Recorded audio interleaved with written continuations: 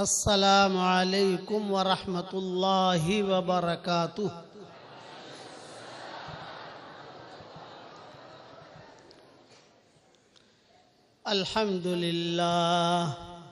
अल्हम्दुलिल्लाह नहमदुहु व नस्तईनुहु व नस्तगफिरुहु व नु'मिनु बिही व नतवक्कलु अलैहि व नऊज़ु बिल्लाहि मिन शुरूरि अनफुसिना व मिन सय्यिआति अमालिना व नऊज़ु बिल्लाहि मिन शुरूरि अनफुसिना व मिन सय्यिआति अमालिना मन यहदिहिल्लाहु फला मुदिल्ल लहु व मन युद्लिलहु फला हादिय लहु व नशहदु अल्ला इलाहा इल्लल्लाहु वहदहु ला शरीका लहु व नशहदु अन्न सय्यदना व मौलाना मुहम्मदन अब्दुहु व रसूलुहु सल्लल्लाहु अलैहि व अला आलिहि व अस्हाबिहि व बारक व सल्लम तस्लीमन कसीरन कसीरा। अम्मा बअद फ़अऊज़ु बिल्लाहि मिनश शैतानिर रजीम। बिस्मिल्लाहिर रहमानिर रहीम। इन्न हाज़ल क़ुरआन यहदी लिल्लती हिय अक़वम व युबश्शिरुल मुअमिनीन अल्लज़ीना यअमलूनस सालिहाति अन्न लहुम अजरन कबीरा। सदक़ल्लाहुल अज़ीम। काबिल एहतराम भाइयों, दोस्तों और बुजुर्गों, जिससे अल्लाह मोहब्बत करता है उसे कुरान पढ़ने की अल्लाह तौफीक देता है, और जिससे अल्लाह मोहब्बत नहीं करता उसको अल्लाह ताला कुरान से दूर कर देता है। उलमा ने लिखा है कि ये अलामत है अल्लाह की मोहब्बत की सबसे बड़ी अलामत, कि जिससे अल्लाह मोहब्बत करेगा उसे कुरान के काम में अल्लाह लगा देगा, पढ़ने में, पढ़ाने में, लिखने में, तर्जुमा करने में, तफसीर करने में, मकतब पढ़ाने में वो मशगूल हो जाएगा, अल्लाह उसे मशगूल कर देगा। और जिससे अल्लाह मोहब्बत नहीं करेगा फिर उसको अल्लाह ताला दूर कर देगा। एक बात ये है। दूसरी बात ये है, दावत और तबलीग के काम में पैदल साल लगाना ये आसान है। मैं तो पहले तबलीग से ही शुरू करूंगा ना भाई, तबलीग का बेटा हूं, भाई तबलीग का बेटा हूं तो मैं तो उसी से शुरू करूंगा, और मेरा हक भी है शुरू करने का। कि दावत और तबलीग के काम में पैदल साल लगाना ये आसान है, पैदल हज करना ये भी आसान है, मदरसा बनाना, मस्जिद बनाना ये भी आसान है, ज़कात निकालना ये भी आसान है। लेकिन अपने दिल को साफ रखना ये सबसे ज्यादा मुश्किल है, और ये सबसे बड़ी कमजोरी है हम में आज इस दौर के अंदर। शायद ही कोई होगा जिसका दिल साफ हो। इसीलिए हुजूर सल्लल्लाहु अलैहि वसल्लम फरमाते थे, अल्लाहुम्मा ताहिर क़ल्बी मिनन निफाक। हालांकि नबी का दिल कभी निफाक नहीं हो सकता, नबी तो नबी है। दुआ मांगते थे, अल्लाहुम्मा इन्नी असअलुका क़ल्बन सलीमा। आज हमारे माहौल में चाहे दावत और तबलीग का काम हो, चाहे खानका का काम हो, चाहे मदारिस का काम हो, चाहे मकातिब का काम हो, ये मरज है। और ये ऊंची चीज है, इसीलिए कहते हैं वही ज़क्की हिम। कुरान में है ना वही ज़क्की हिम। कई जगह आप देखो कि अंबिया को क्यों लाते भेजते थे, युअल्लिमुहुल किताब वही ज़क्की, ये तज़किया इसी को कहते हैं, दिल की सफाई। किसी जमाने में, अच्छा एक बात और अर्ज करो कि जिसका दिल साफ होगा तो अल्लाह ताला उसकी उंगली पकड़ लेगा। और अल्लाह उसे चलाएगा। रसूलुल्लाह सल्लल्लाहु अलैहि वसल्लम के सामने सहाबा कभी कभी शिकायत करते थे,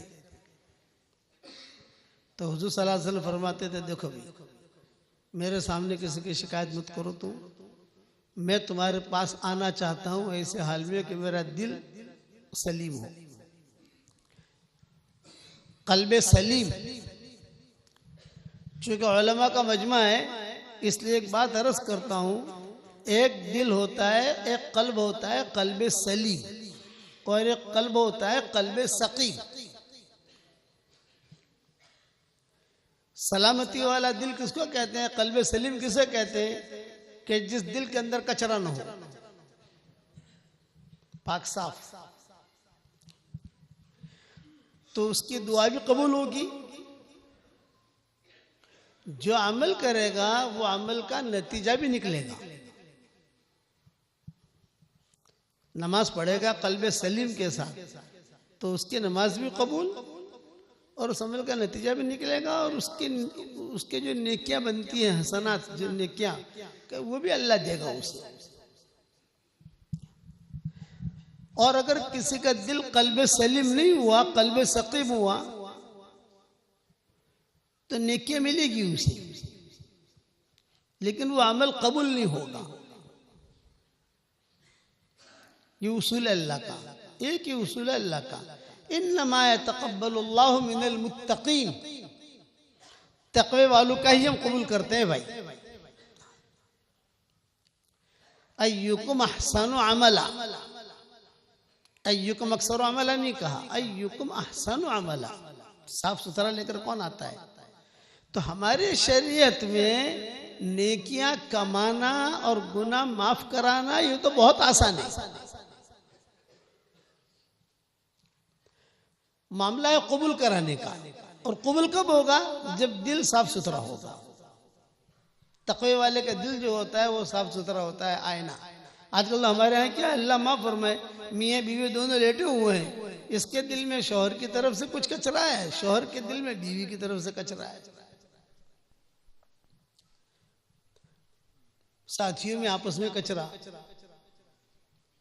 तो कहां से अल्लाह की मदद आएगी?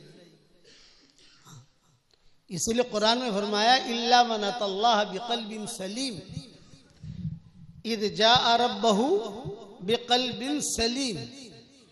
इब्राहिम अलैहिस्सलाम को बहुत ऊंचा दर्जा मिला। वैसे तो रसूल सल्लल्लाहु अलैहि वसल्लम सबसे टॉप है, लेकिन इनको बहुत ऊंचा दर्जा मिला, क्योंकि इद जाअ रब्बहु बिक़ल्बिन सलीम। तो इसके लिए अल्लाह से दुआएं भी मांगनी चाहिए। और किसका दिल अल्लाह पाक साफ रखेगा? जो कुरान से अपने आप को मशगूल करेगा, पढ़ता रहे, पढ़ाता रहे, पढ़ता रहे, पढ़ाता रहे, पढ़ता रहे, बार बार पढ़ता रहे। इमाम अबू हनीफा रहमतुल्लाह अलैह के जमाने में उनका उसूल था, उनका भी मदरसा था इमाम साहब का। तो इमाम मोहम्मद ये शहजादे थे, अबू यूसुफ जो है ये गरीब लोगों में थे, लेकिन इमाम मोहम्मद जो है ये बड़े मालदार के बेटे थे। तो इनकी वालदा, इनके वालिद इमाम मोहम्मद को लेकर आए, अच्छे कपड़े पहनकर, शाही कपड़े पहनकर लेकर आए इमाम अबू हनीफा के पास। इमाम साहब ने देखा तो इमाम साहब ने कहा, अच्छा कि क्यों लाए हो? क्योंकि हमारे बच्चों को आपके मदरसे में दाखिला देना है, दाखिल कीजिए। तो इमाम साहब का उसूल था, अपने मदरसे में जिस बच्चे को दाखिल करते थे, सबसे पहली शर्त ये होती थी वो कुरान हाफिज होना चाहिए।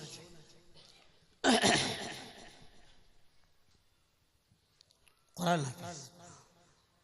इमाम साहब ने सवाल किया, भाई अपने बेटे को तुम लाए हो, कुरान हाफिज है? फरमाया नहीं। और इसको ले जाओ, पहले कुरान हाफिज करो, फिर कुरान हाफिज हो फिर मेरे पास लाओ। इतना एहतमाम करते थे इमाम अबू हनीफा रहमतुल्लाह अलैह। एक हफ्ते के बाद, आज जुमेरात है ना, गालिबन ऐसा मुझे याद पड़ता है, जुमेरात को लाए और दूसरी जुमेरात को फिर से ले आए। तो इमाम साहब बड़े नाराज हुए, इमाम अबू हनीफा कभी हमने आपसे कहा था बच्चा कुरान हाफिज होना चाहिए, तो बोले हाफिज हो गया। एक हफ्ते में कुरान हिफ्ज कर लिया था इमाम मोहम्मद ने, हाफिज हो गया। अच्छा, इमाम साहब ने इम्तिहान लिया, जहां से पूछा बराबर कुरान पढ़ रहे, बराबर कुरान पढ़ रहे। इमाम अबू हनीफा ने कहा माशाअल्लाह माशाअल्लाह, दर्जा दिया। इमाम अबू हनीफा के शागिर्द थे, पहले नंबर पर अबू यूसुफ थे और उनके 50 शागिर्द थे जो टॉप 1 शुमार होते थे इमाम साहब के। 50। कोई मसला आता है इमाम साहब के पास तो अपने एतबार से तो हल कर लेते थे, लेकिन किसी जगह कोई गुंजल करे थी तो ये इनकी 50 आदमी के गोया शूरा थी इमाम अबू हनीफा रहमतुल्लाह अलैह की, तो इनके शागिर्द थे। 19वें नंबर पर अब्दुल्लाह इब्न मुबारक थे, 19वें नंबर पर, और दूसरे नंबर पर इमाम मोहम्मद थे। तो इमाम मोहम्मद जब आए तो अच्छे कपड़े पहन कर आए। तो इमाम अबू हनीफा ने कहा भाई देखो कुरान तो हाफिज हो गया, लेकिन मेरे यहाँ सब गुरबा फुकरा बच्चे हैं, मेरे यहाँ पढ़ते हैं ये लड़के सारे के सारे, और ये गुरबा हैं, ये कपड़े यहाँ नहीं चलेंगे, जो मेरे शागिर्द हैं उन्हीं के कपड़े चलेंगे। और कुरान पर मेहनत की मेहनत की मेहनत की मेहनत की, और कितनी मेहनत की कि यहाँ तक कि उन्होंने कुरान में ही जान दे दी, कुरान के काम में ही जान दे दी। ये बहुत बड़ी दौलत है कुरान शरीफ, इसे ज़ाय मत करना। मैं जब कुरान हाफिज हुआ तो मेरे वालिद साहब, मेरे 9 साल की उम्र थी, काकू समय में हाफिज हुआ, और वही अच्छी खासी किताबें हमने पढ़ी। बाद में हम सहारनपुर गए, दौरा वहां से किया सहारनपुर से। शेखुल हदीस साहब रहमतुल्लाह अलैह जिंदा थे, लेकिन बुखारी शरीफ वगैरह पढ़ाना छोड़ दिया था बीमारी की वजह से। मौलाना यूनुस साहब जौनपुरी रहमतुल्लाह अलैह, उनसे हमने दौरा किया, बुखारी शरीफ पढ़ी। मुफ्ती अब्दुल्ला, फिर मौलवी इस्माइल चासवी, फिर ये मौलवी गुलाम वस्तानवी, फिर मौलवी रफीक बरोड़ा वाले, हम सब एक ही साथ एक ही दौरे के उसमें साथ थे सारे के सारे। और उसी वक्त से मुफ्ती अब्दुल्ला को हम देखते थे, दुआओं में बहुत रोते थे। और मौलवी गुलाम दोस्तानी भी, वो भी रात के वक्त में जो है आसमान के नीचे खड़े होकर दुआ बहुत मांगते थे, ये हम देखते थे। और हमारे मौलवी इस्माइल चासवी जो है, आप नाम सुना होगा, ढाबेल में पढ़ाते हैं वो, तो मैं जब भी ढाबेल जाता हूँ तो उनसे मैं ज़रूर मिलता हूँ। अबू दाऊद आजकल पढ़ाते हैं तो उनके दर्स में जाके बैठ जाता हूँ। जब उनके दर्स में जाकर बैठता हूँ तो वो अपनी जगह से हटते हैं, बोले आज तुम दर्स दो। तो अरे मैं क्या पढ़ाऊंगा यार, हमको तो कुछ आता नहीं, जो कहना हो कहो इनको। बहुत सीधी तबीयत की। 3 महीने में उनके वालिद उनको 100 रुपया भेजते थे, 3 महीने में।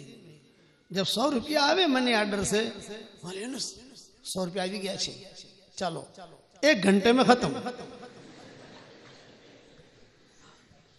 और वो कैसे खत्म करते थे, हमारे हमको कहते थे आज 100 रुपया आ गया छे, आपने घंटा कर जो, घंटा कर। तो वहां जो कॉफी मिलती थी 50 रुपये की मिलती थी, तो 50 रुपये की वो पी लेते थे, 50 रुपये की मैं पी लेता था, 100 रुपया खत्म। लेकिन दिल के बहुत साफ। वो मुझे कहते थे एक बात को खोटो तो नहीं लगावे तू, मैंने कहा नहीं। ये कब मैं तबलीग इज्तिमात में जाता हूँ, कभी कभी जाता हूँ, कभी नहीं जाता, लेकिन जहाँ मैं सुनता हूँ कि मौलाना उमर साहब पालमपुरी का बयान है तो मैं भाग कर भी जाता हूँ, किसी तरीके से भी, किसी से पैसा लेकर भी मैं पहुँचता हूँ वहाँ। तेरा अब्बा का बयान मैं नहीं छोड़ता कि मुझे नूर मिलता है, ये कहते इस्माइल चासवी। एक हमारा वहाँ रायगढ़ के इज्तिमा के अंदर वहाँ लाहौर में बहुत बड़े आलिम थे मौलाना मूसा रूहानी बाजी। जब उनका इंतकाल हुआ और उनको दफन किया उनके कब्र में, तो कई महीनों तक उनकी कब्र से मुश्क की खुशबू आती थी, कई महीनों तक।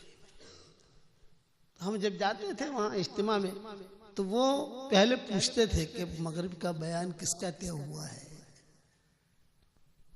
फिर कहते मौलाना उमर साहब का। तो वो असर से आ जाते थे लाहौर से, और वाले साहब के पास यहाँ बैठ जाते थे नीचे। तो वाले साहब कहते थे मौलाना आप मेरे पास चारपाई पे आओ। कने नहीं, मैं ये अच्छा हूँ, मैं सिर्फ आपका बयान सुनना है। बहुत बड़े आदमी थे, वो तो नाम सुना होगा आप लोगों ने उनका। बहुत बड़े आदमी, कई किताबें लिखी उन्होंने, और अल्लाह ताला ने बहुत इल्म दिया था। वो कहते थे मुझे जो कुछ मिला है वो सूरह फातिहा से मिला है, मुझे जो कुछ मिला है वो सूरह फातिहा से मिला। और फिर ये फरमाते थे कि इब्न तैमिया भी यही कहते थे कि मुझे जो कुछ मिला सूरह फातिहा से मिला। पूरे कुरान का खुलासा सूरह फातिहा में है, और पूरी सूरह फातिहा का खुलासा इय्याका नअबुदु व इय्याका नस्तईन में है। वाह। फिर अब मेरे वाले साहब रहमतुल्लाह अलैह मुझे कहते थे कि इतने बड़े आदमी हैं ये, कि सब जगह अल्लाह ताला ने मकबूलियत दी है। मुझे तो बहुत डर लगता है बयान करते हुए, इनके सामने क्या बयान करूं। वो इस तख्त पर नहीं बैठते थे, बयान सुनने के लिए तख्त पर आते हैं ना, तख्त पर नहीं बैठते थे। और कभी कभी जुबान से उनको जुमला निकलता था कि सबसे ज्यादा खतरे में है तख्त पर बैठने वाले। ये कहते थे कि सबसे ज्यादा खतरे में तख्त पर बैठने वाले। मौलाना मूसा रूहानी बाजी कहते थे रहमतुल्लाह अलैह। तो अब्बा से मैं कहता था कि अब्बा हमारा तो काम है दुआ मांगना और अल्लाह के लिए बात करना। तो अब्बा कहते थे कि मैं कुरान पढ़ता हूँ, तो कुरान पढ़ते पढ़ते मुझे कुछ ऐसा लगता है जैसे अल्लाह से बातें कर रहा हूँ। ये कुरान का ताल्लुक, इसलिए आप हजरात के सामने में बयान नहीं करता। मैं आप हजरात के सामने ये कहता हूँ कि कुरान अल्लाह ने दिया है, ये बहुत बड़ी दौलत है, बहुत बड़ी नेमत है। देखो सुबह होती है, जिसके इतर का काम काज होता है तो उसके सामने अल्लाह इतर रख देता है, जिसके कपड़े का काम काज होता है अल्लाह उसके सामने कपड़ा रख देता है।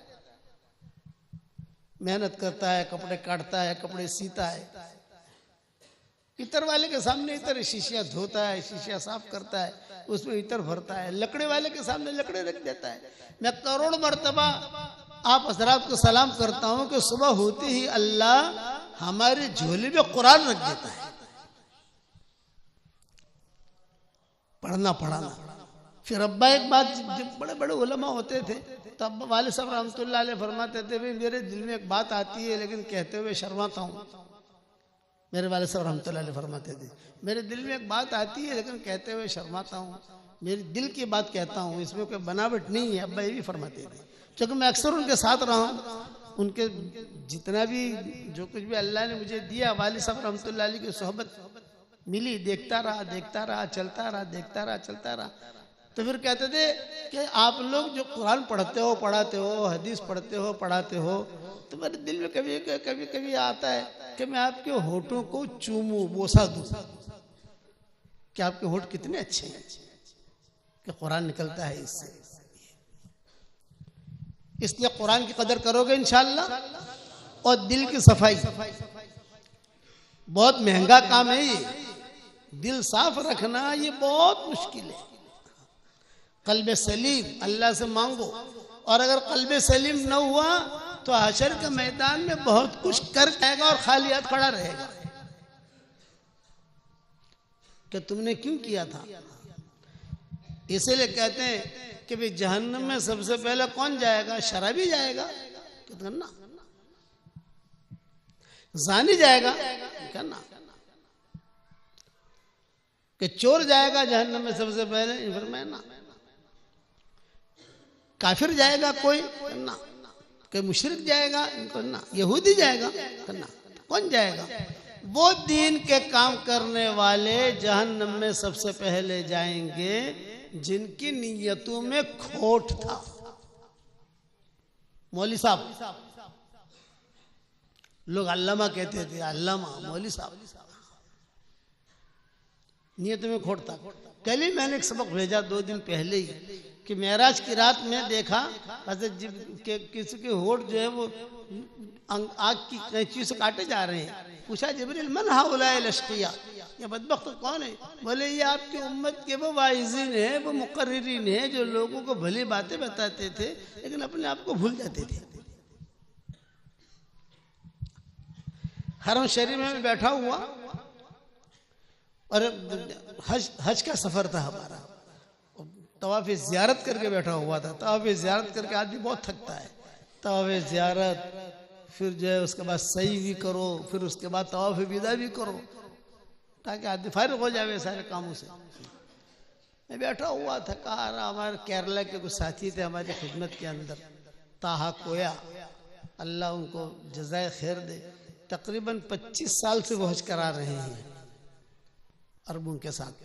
खिदमत बुढ़ापे में खिदमत की ज़रूरत पड़ती है, तो कंकरियाँ जमा करना, वहाँ मुज़दलिफ़ा में साथ देना, बिस्तरे उठाना, ये करना, अभी भी जिंदा है वो।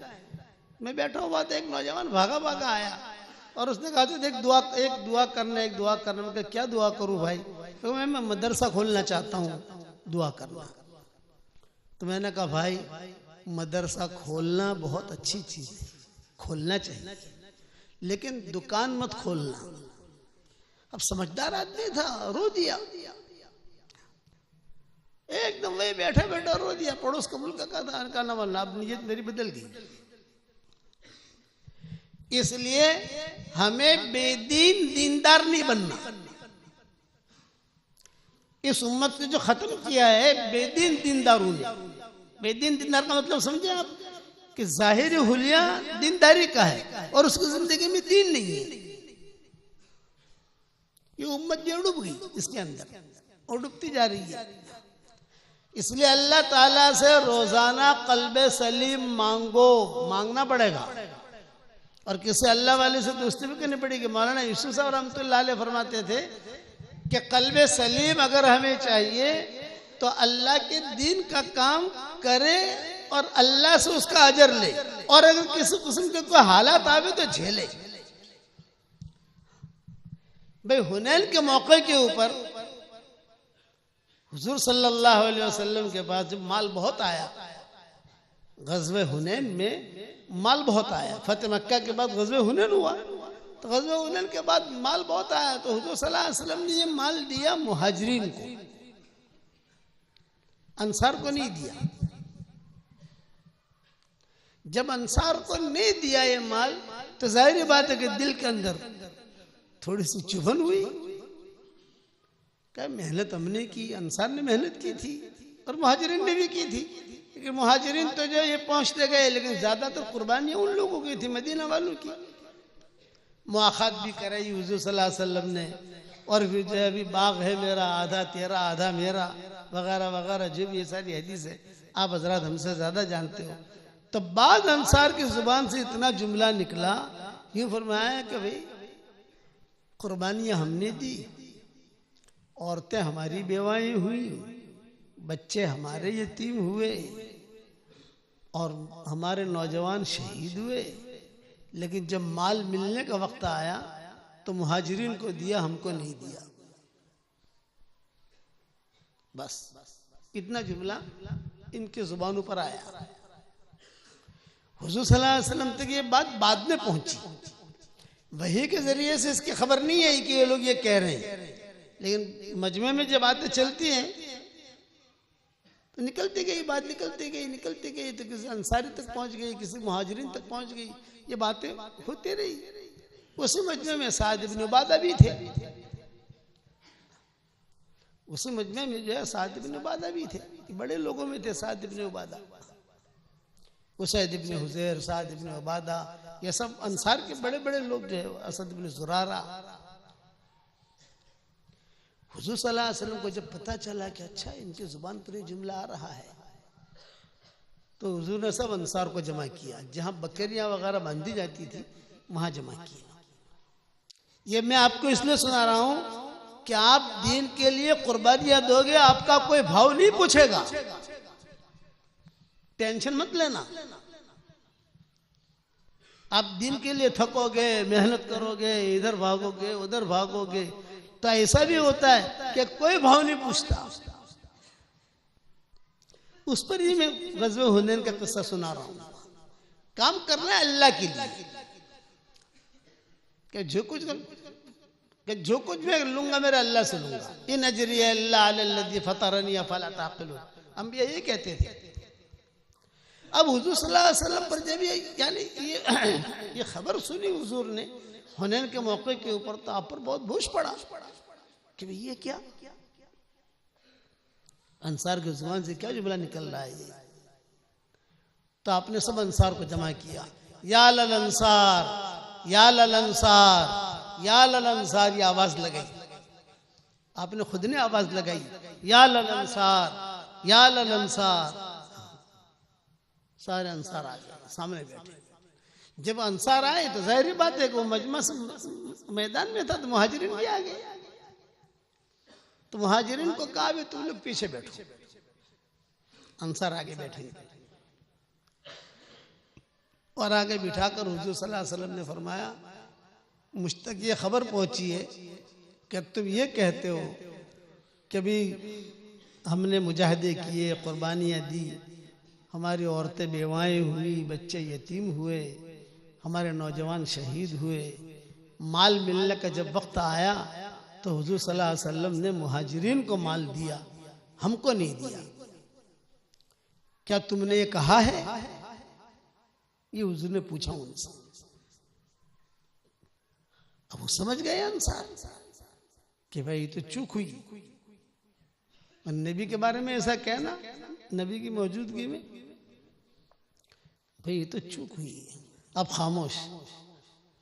भी बताओ तुमने ये कहा है, तुम्हारे जुबान से जुमले निकले। खामोश।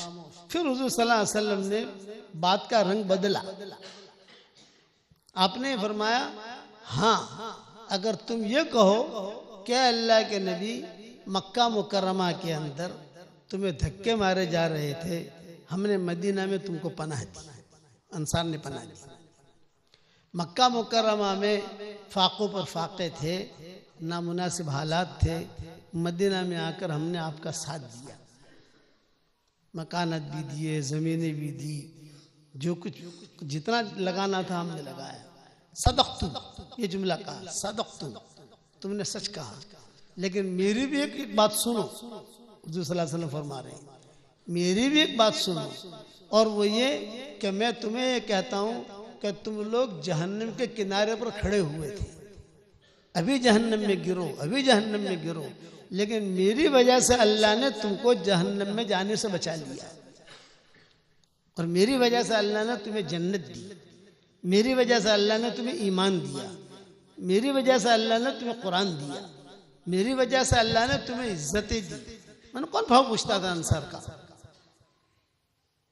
यानी तुम्हारा मुझ पर एहसान है, वैसा मेरा भी तुम पर एहसान है, ये आपने फरमाया। जब ये बात आपने फरमाई तो अंसार की जुबान से जुमला निकला, अलमन्नु लिल्लाहि वली रसूली, अलमन्नु लिल्लाहि वली रसूली, अलमन्नु लिल्लाहि वली रसूली। बे एहसान तो अल्लाह का है, उसके रसूल का है, एहसान तो अल्लाह का है, उसके रसूल का है। फिर हुजूर सल्लल्लाहु अलैहि वसल्लम ने बहुत दर्द भरे अंदाज में कहा कि देखो ओ दीन के काम करने वालों, और दीन के लिए कुर्बानियाँ देने वालों, और दीन के लिए पिसने वालों, आज के दिन का सूरज गुरूब होगा, ये मुहाजिरीन अपने घरों पे लौटेंगे।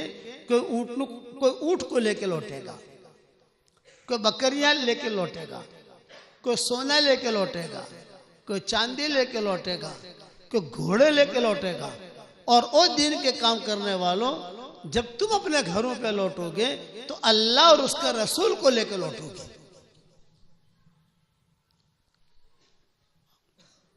क्या तुम इस तकसीम पर राजी नहीं हो?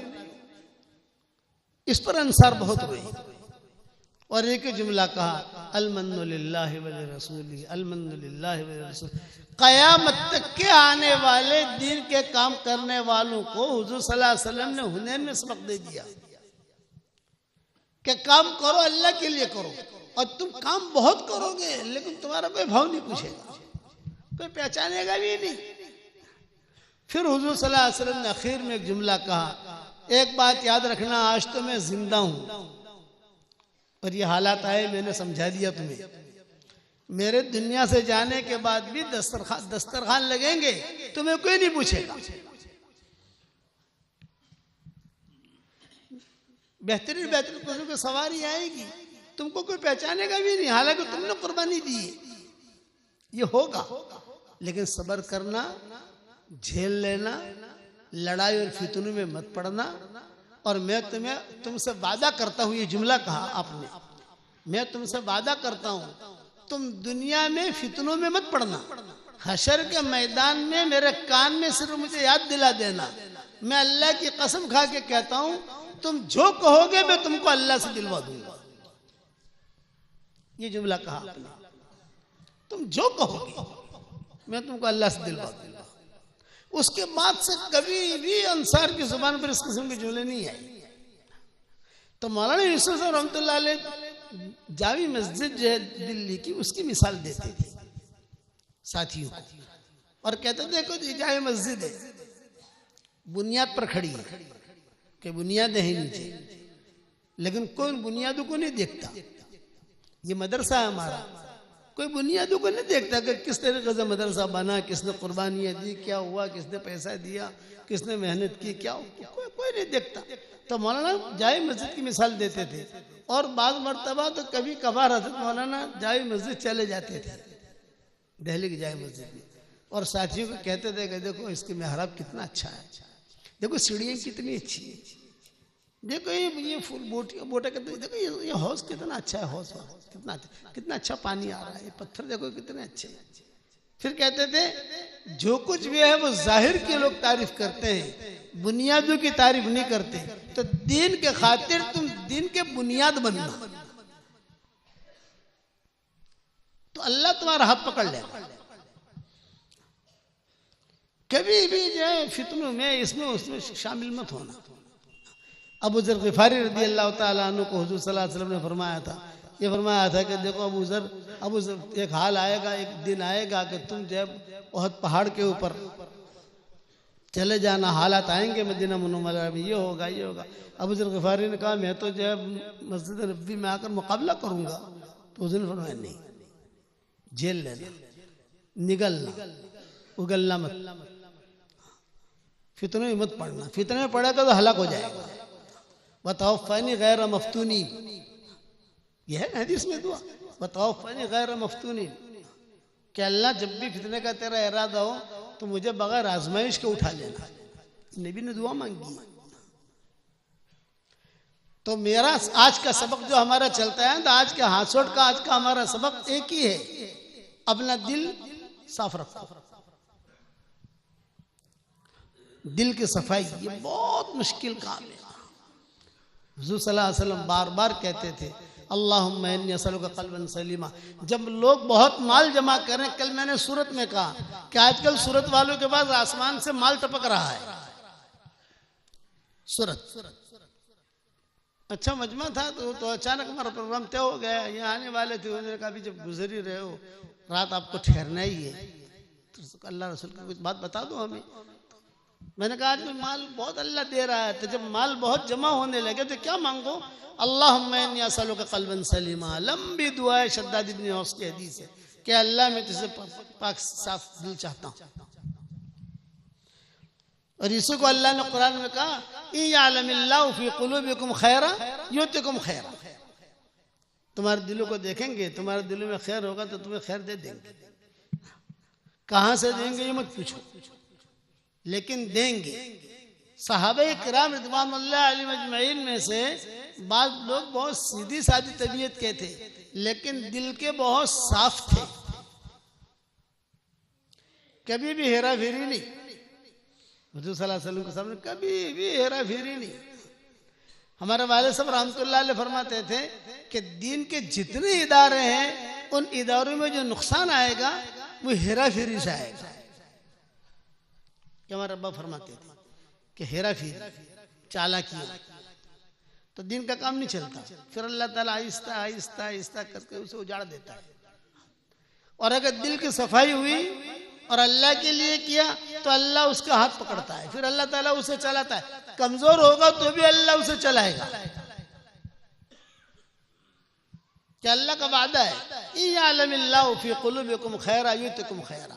तो हमारे शरीयत में नेकियां कमाना बहुत आसान और गुनाह माफ कराना बहुत आसान। कितनी हदीसें हैं गुनाह माफ कराने की।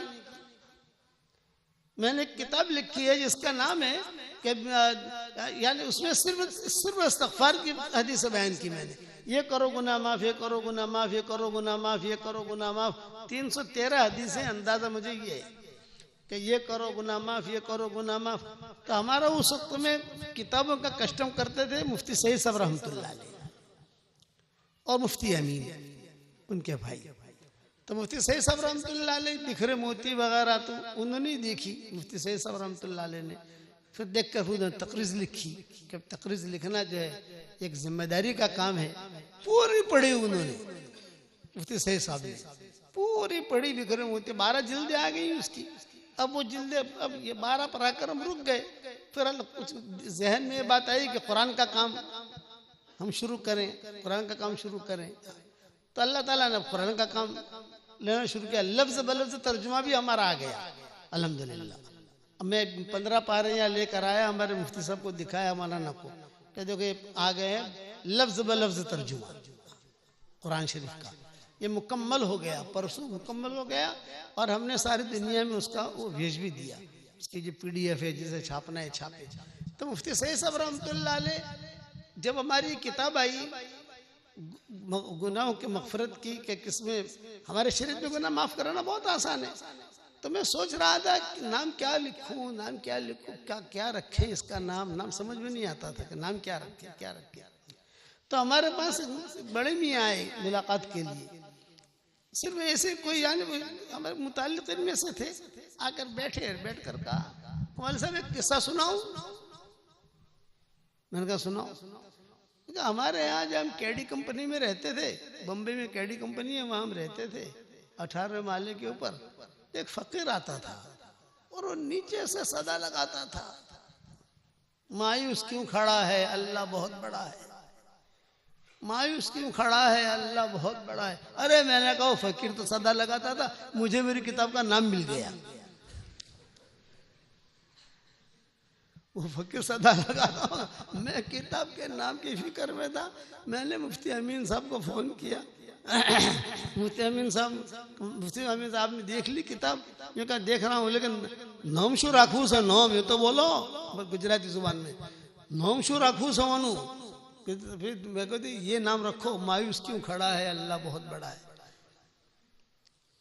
तो असबाब अल्लाह, उसमें गुनाहों का सब माफी का मैंने लिखा। तो हमारे शरीर में ये तो बहुत आसान है नेकियां बढ़ाना। पढ़ो मेरे साथ, रब्बना ग़फ़िरली वलिवालिदैया वलिल मुमिनीना यौमा यक़ूमुल हिसाब। हदीस शरीफ में आता है जो इतना पढ़ ले, ये मैंने कुरान की आयत इसलिए पढ़वाई कि 3 in 1 है। असल हदीस तो है मन इस्तग़फ़र लिल मुमिनीना वल मुमिनात। तो मौलाना मंजूर नौमानी रहमतुल्लाह अलैह फरमाते थे कि जब अपने को मोमिन मोमिनात के लिए इस्तग़फ़ार करना ही है तो साथ में माँ बाप के लिए भी कर लो ना, साथ में अपने लिए भी माफी मांग लो ना। वो ऐसा कहते थे, तो ये दुआ पढ़ाते थे। हदीस में ये दुआ नहीं है कि ये दुआ पढ़ो, लेकिन मुस्तफ़ा दुआ लेते थे मौलाना मंजूर नौमानी रहमतुल्लाह अलैह। अब हदीस शरीफ में आता है कि जो ये दुआ पढ़ ले तो उस वक्त में जितने मुसलमान मर्द और औरतें होंगी उन सब के बराबर अल्लाह उसे नहीं क्या देगा। ये तो मैं अदना से अदना दर्जे का कौल ले रहा हूँ, वरना बाद उलमा ने तो लिखा है कि हुजूर सल्लल्लाहु अलैहि वसल्लम ने सिर्फ इतना कहा है मन इस्तग़फ़र लिल मुमिनीना वल मुमिनात। तो आदम अलैहिस्सलाम के जमाने से लेकर क़यामत तक जितने मोमिन मोमिनात, और उसमें इंसान भी आ गए जिन्नत भी आ गई, उतनी आदत के बराबर अल्लाह नहीं किया देगा। बाद उलमा ने लिखा है कि नहीं, जब पढ़ेगा आदमी तो उस वक्त में जितने जिंदा होंगे लेकिन जिन्नत भी शुमार होंगे मोमिन मोमिनात। और बाद उलमा ने लिखा है कि नहीं सिर्फ इंसान मुराद होंगे। ये तो ये इंसान जो मुराद होंगे इसमें किसी का इख्तिलाफ नहीं है। ये आखिर फिर भी कितनी नेकियां जाती है, कितना आसान है हमारा दीन। क्या एक मरतबा सूरह इखलास पढ़ो। हुजूर सल्लल्लाहु हज़रत अबू हुरैरा रज़ियल्लाहु ताला अन्हु फरमाते थे, एक मरतबा मैं हुजूर सल्लल्लाहु अलैहि वसल्लम के पास आया। हुजूर सल्लल्लाहु अलैहि वसल्लम बैठे हुए थे एक साहबी सूरह इखलास पढ़ रहे थे।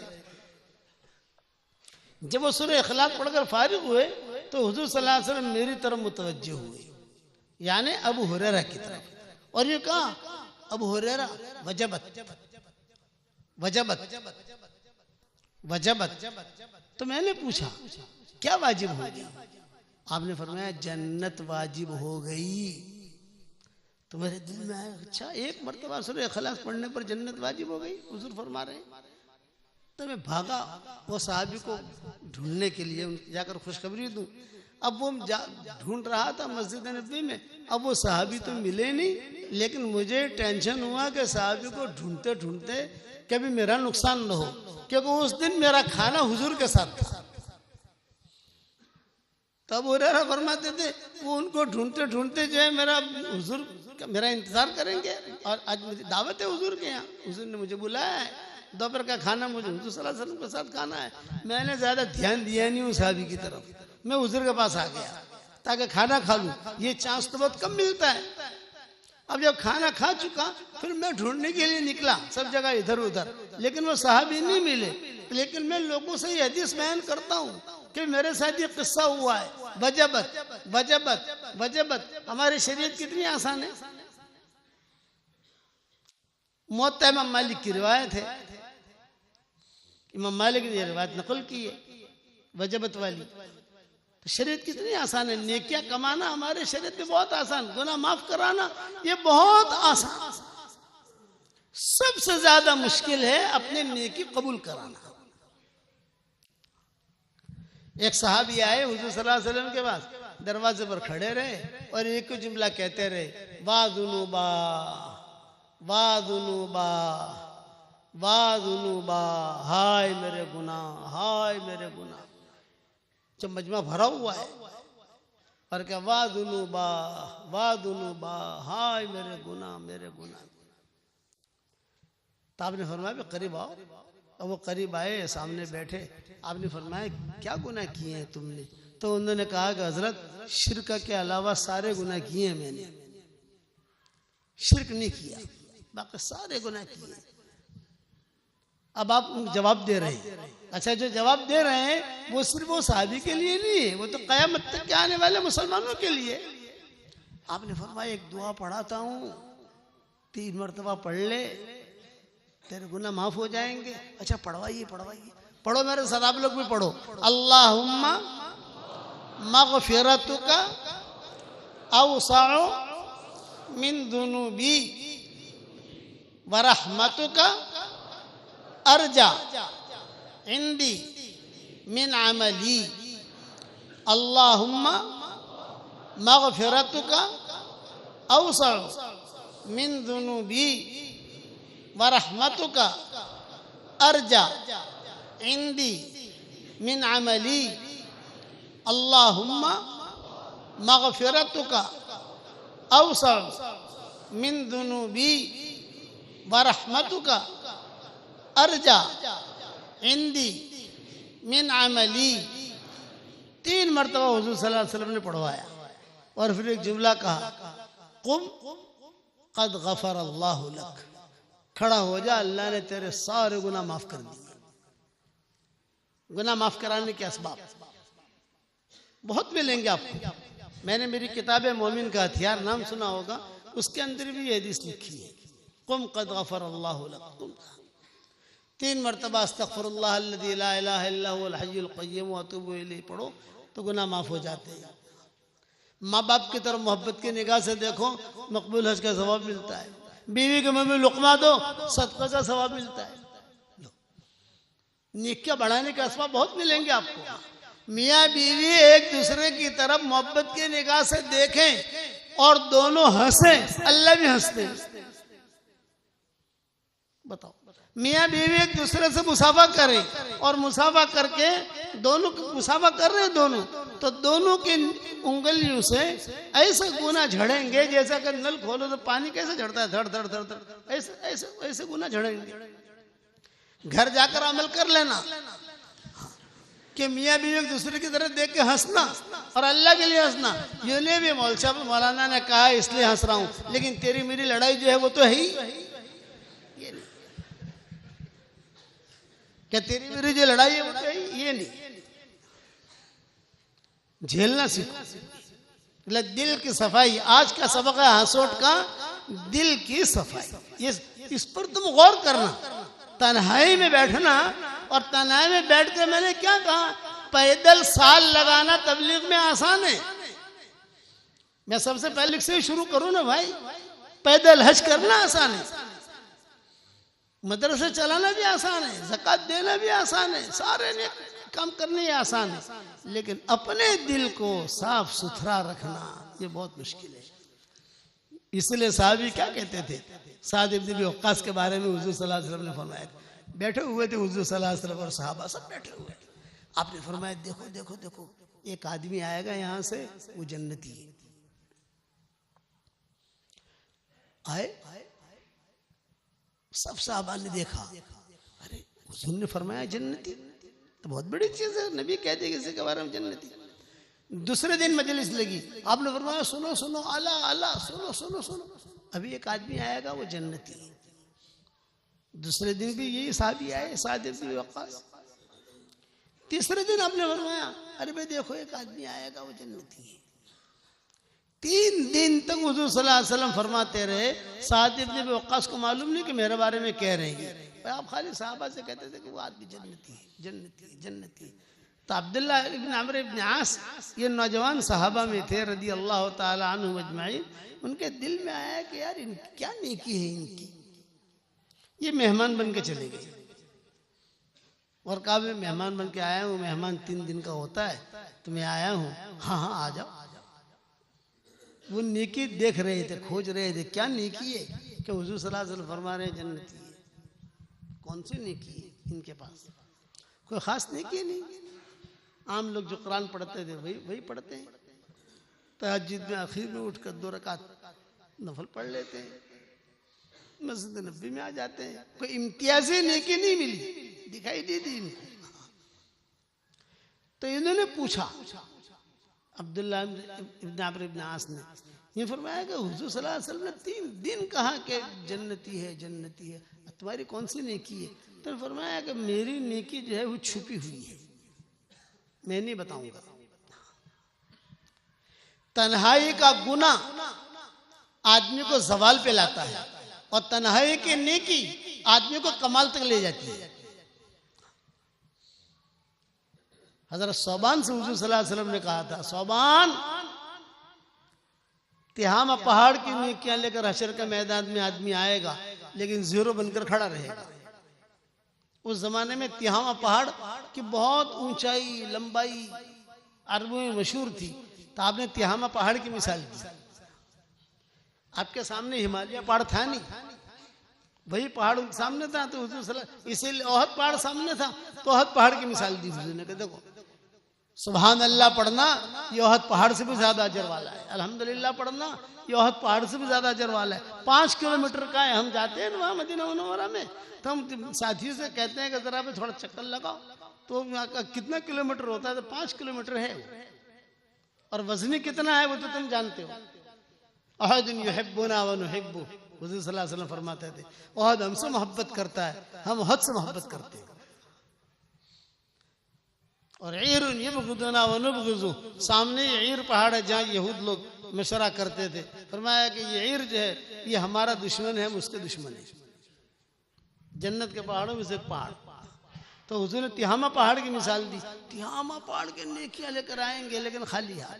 तो हज़रत सवाल ने पूछा कौन लोग होंगे, तो आपने फरमाया तुम्हारे ही भाई होंगे। पे हमारे भाई, लेकिन उनको बताइए तो सही क्या। ये फरमाया कि तन्हाई में कोई गुनाह करने का मौका मिलेगा तो वो छोड़ेंगे नहीं। तन्हाई के गुनाह, ये यूट्यूब का गुनाह, तन्हाई का गुनाह। आदमी यूट्यूब देखता है ना, यूट्यूब देखता है, तस्वीरें देखता है, तो तन्हाई का गुनाह ये आदमी को ज़वाल तक ले जाता है, और तन्हाई की नेकी ये आदमी को कमाल तक ले जाती है। साद इब्न अबी वक्कास की तन्हाई की नेकी थी। पूछा अब्दुल्ला इब्न आस ने, क्या तुम्हारी क्या नेकी है, तो जब बहुत कहा तो उन्होंने कहा मेरी एक नेकी ये है, रात को जब मैं सोता हूँ तो सब की तरफ से दिल साफ करके सोता हूँ। सबको माफ करके सोता हूं। आज तो आदमी अपनी बीवी को भी माफ नहीं करता। मामूली सा नमक ज्यादा हो जाए, यहाँ तो मली से ऊपर मत मलजे। आज का सबक याद रखना, आप तन्हाई के अंदर सिर्फ 2 जुमले आप याद रखना, जिंदगी भर बहुत काम लगेंगे। अपना दिल की सफाई, जो बहुत मुश्किल काम है। दूसरा, हमें बेदीन दीनदार नहीं बनना, ये बहुत खतरनाक होता है। बेदीन दीनदार, हमें हकीकी दीनदार बनना है। फिर तुम्हारा कोई भाव पूछे तो भी कामयाब, कोई भाव न पूछे तो भी कामयाब, कोई हदिया दे तो भी कामयाब, कोई हदिया न दे तो भी कामयाब। तो ये साद इब्न वक्कास जो थे, हुजूर सल्लल्लाहु अलैहि वसल्लम ने कहा था इसकी दुआ मुस्तजाब दुआ लोगों में से थी। तीर बहदफ, तारीख की किताबों में किस्सा लिखा है कि रियाजुल जन्ना में बैठे हुए थे कई साहब। एक आदमी आया, इसने जो है हजरत अबू बकर को, उमर को, हजरत तलहा को, जुबैर को गालियां दी। तो साद इब्न वक्कास भी बैठे हुए थे। ये फरमाया ला तसब्बुहु, तुम उनको गालियां मत दे। मैंने हुजूर सल्लल्लाहु अलैहि वसल्लम से सुना है कि अली फिल जन्ना, तलहा फिल जन्ना, जुबैर फिल जन्ना। मैंने हुजूर से सुना है, तो गाली मत दे। उसने फिर गाली दी। तो साद इब्न वक्कास ने कहा कि अब अगर तू गाली देगा तो मैं तेरे लिए बद्दुआ करूंगा। तो उसने कहा तुम नबी थोड़ी हो, तुम्हारी बद्दुआ कबूल होगी, तुम तो नबी थोड़ी हो। ये कहकर फिर गाली दी। तो साद इब्न वक्कास ने कहा बस ये आखिर है, अब अगर तू बोला इनको गाली दी तो मैं दुआ के लिए हाथ उठाऊंगा। फिर भी गाली दी। तो साद इब्न वक्कास ने भी बैठे बैठे कहा अल्लाहुम्मा सल्लित अलैहि कल्बुम मिन किलादी अल-आन, अभी अहलिक हो अल-आन। अहलिक अल-आन का मतलब ये अब भी, कल परसों तरसों नहीं, अब भी। जब ये जुमला कहा तो जो साहबी बैठे हुए थे, साहबी कई लोग बैठे हुए थे, वो उठ खड़े हुए। सब जानते थे कि इसकी दुआ कबूल होती है, जिसका दिल साफ होगा उसकी दुआ भी कबूल होगी। अब जब सब खड़े हो गए, साद इब्न वक्कास भी खड़े हो गए, वो बैठा रहा वहां। तो किताबों में लिखा है एक मजनूना नाका, नाका मजनूना, ये मदीना मुनव्वरा के अंदर दौड़ती दौड़ती दौड़ती बाबू सलाम से दाखिल हुई। बाबू सलाम का जो दरवाजा है मदीना मुनव्वरा का, ये बहुत पुराना दरवाजा है। बाबू सलाम से लेकर जो बाबुल बकी है, ये पुरानी जगह है, इसलिए हुकूमत उसको छेड़ती नहीं। आगे बढ़ाओ पीछे बढ़ाओ जो करना है करो, लेकिन ये यहाँ से लेकर यहाँ तक इसको छेड़ो मत। ये पुरानी जगह चली आ रही है। हुजूर सल्लल्लाहु अलैहि वसल्लम का ननियाल भी वहीं रहता था, सलमा भी वहीं रहती थी। सलमा जो हजरत अब्दुल मुत्तलिब की वालिदा थी, सलमा, ये भी वही बाबू सलाम के करीब में ही रहती थी। उनका नाम था सलमा। शाम ने शादी की थी, फिर जो चले गए थे वही इंतकाल हो गया था। अब्दुल मुत्तलिब पैदा हुए। जब अब्दुल मुत्तलिब पैदा हुए तो इनके सर में सफेद बाल था। ये सलमा जो है बहुत खूबसूरत थी। हिशाम, ये हाशिम, हिशाम ने हाशिम, ये हाशिम मदीना मुनव्वरा आए थे अपने किसी काम से, जाना था इनको शाम। जो भी शाम जाता था तो यहाँ ठहर जाता था मदीना मुनव्वरा में 4 दिन 5 दिन 10 दिन अपना काम वगैरह करके खजूरें लेकर फिर ये शाम की तरफ रवाना होते थे। तो ये हाशिम की निगाह पड़ गई सलमा पर। तो लोग पूछा उनके, हल हिया फारिगा, यानी किसी के बारे में पूछना हो, कंवारी है तो कंवारी नहीं कहते थे, हल हिया फारिगा, क्या ये लड़की फारिगा है? हाँ फारिगा है, मतलब कि ये किसी के मातहती में नहीं है। तो उन्होंने कहा कि मैं शादी करना चाहता हूँ। अरबों के अंदर लड़कियों का भगाना नहीं है, ये हिंदुस्तान पाकिस्तान बांग्लादेश में है। लड़कियां भगाते हैं, लव मैरिज करते हैं, ये हमारे अरबों में नहीं है। कोई किस्सा भी आपने नहीं सुना, इतना अरबों के साथ रहते हैं। भाई इतना कहेंगे शेख यूनुस लैला तस्कुन हुना व नूरिना तज़व्वज माहा, एक लैला यहाँ रहती है, बस मेरा इरादा है मैं इसके साथ निकाह करूँ। आप जरा बीच में समझ सालिस बन जाओ। उसका अब्बा जो आपकी मुरीद है, वो लैला भी आपकी मुरीदन है, आपके सबक सुनती है, ये आप मेरा इतना काम करा दो। मैंने कहा ये लैला मजनून का काम मैं नहीं करा था भाई, हम तो जो है 3 चिल्ले मांगते हैं, 3 चिल्ले दे दे भाई। लेकिन लड़कियों को भगाना ये नहीं, ये हमारे यहाँ है। वहां अरबों में कभी भी किसी के वहां हमने नहीं सुना कि किस्सा हुआ, कोई खाल खाल हो गया हो, जो अमेरिका चले जाते हैं जैसे पढ़ने के लिए लड़के वहाँ, फिर वहाँ की सिटीजनशिप ले लेते हैं, फिर वहाँ वो लोग करें, वो बात अलग है। लेकिन हिजाज का जो माहौल है हमारा, मक्का मुकर्रमा का, मदीना मुनव्वरा का, ये माहौल है ही नहीं। तो पूछा हाशिम ने कि फारिगा, मैं कहा फारिगा, तो गए उसके घर पर, भाई मैं तुम्हारी लड़की से शादी करना चाहता हूँ। बहुत अच्छा, तुम कहाँ के हो? भाई हाशिम। अच्छा कहाँ रहे? कुरैश, मक्का में। अच्छा अच्छा अच्छा, बड़ा कबीला शुमार होता था कुरैश। निकाह हो गया, 10-15 दिन क़याम किया हाशिम ने वहाँ, और क़याम करके चले गए बैतुल मुक़द्दस की तरफ या शाम की तरफ अपने कारोबार के लिए। वहाँ सांप ने काटा, सांप काटने को वहाँ मर गए। ये इसराइल हमल ठहर गए यहाँ। जब अब अब्दुल मुत्तलिब पैदा हुए तो ये अब्दुल मुत्तलिब के सर में सफेद बाल था।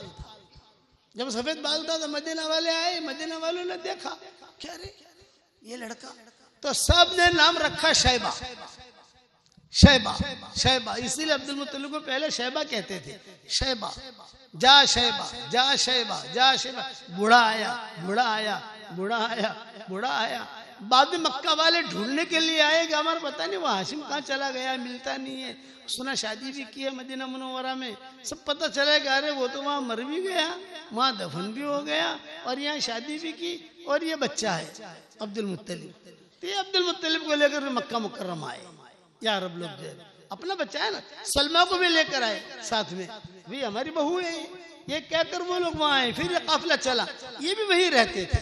तो ये नाका मजनूना जो है बाबू सलाम से दाखिल, और बाबू सलाम से दाखिल होकर तशम्म रुऊस अन्नास, लोगों के चेहरे सूंघती थी ये।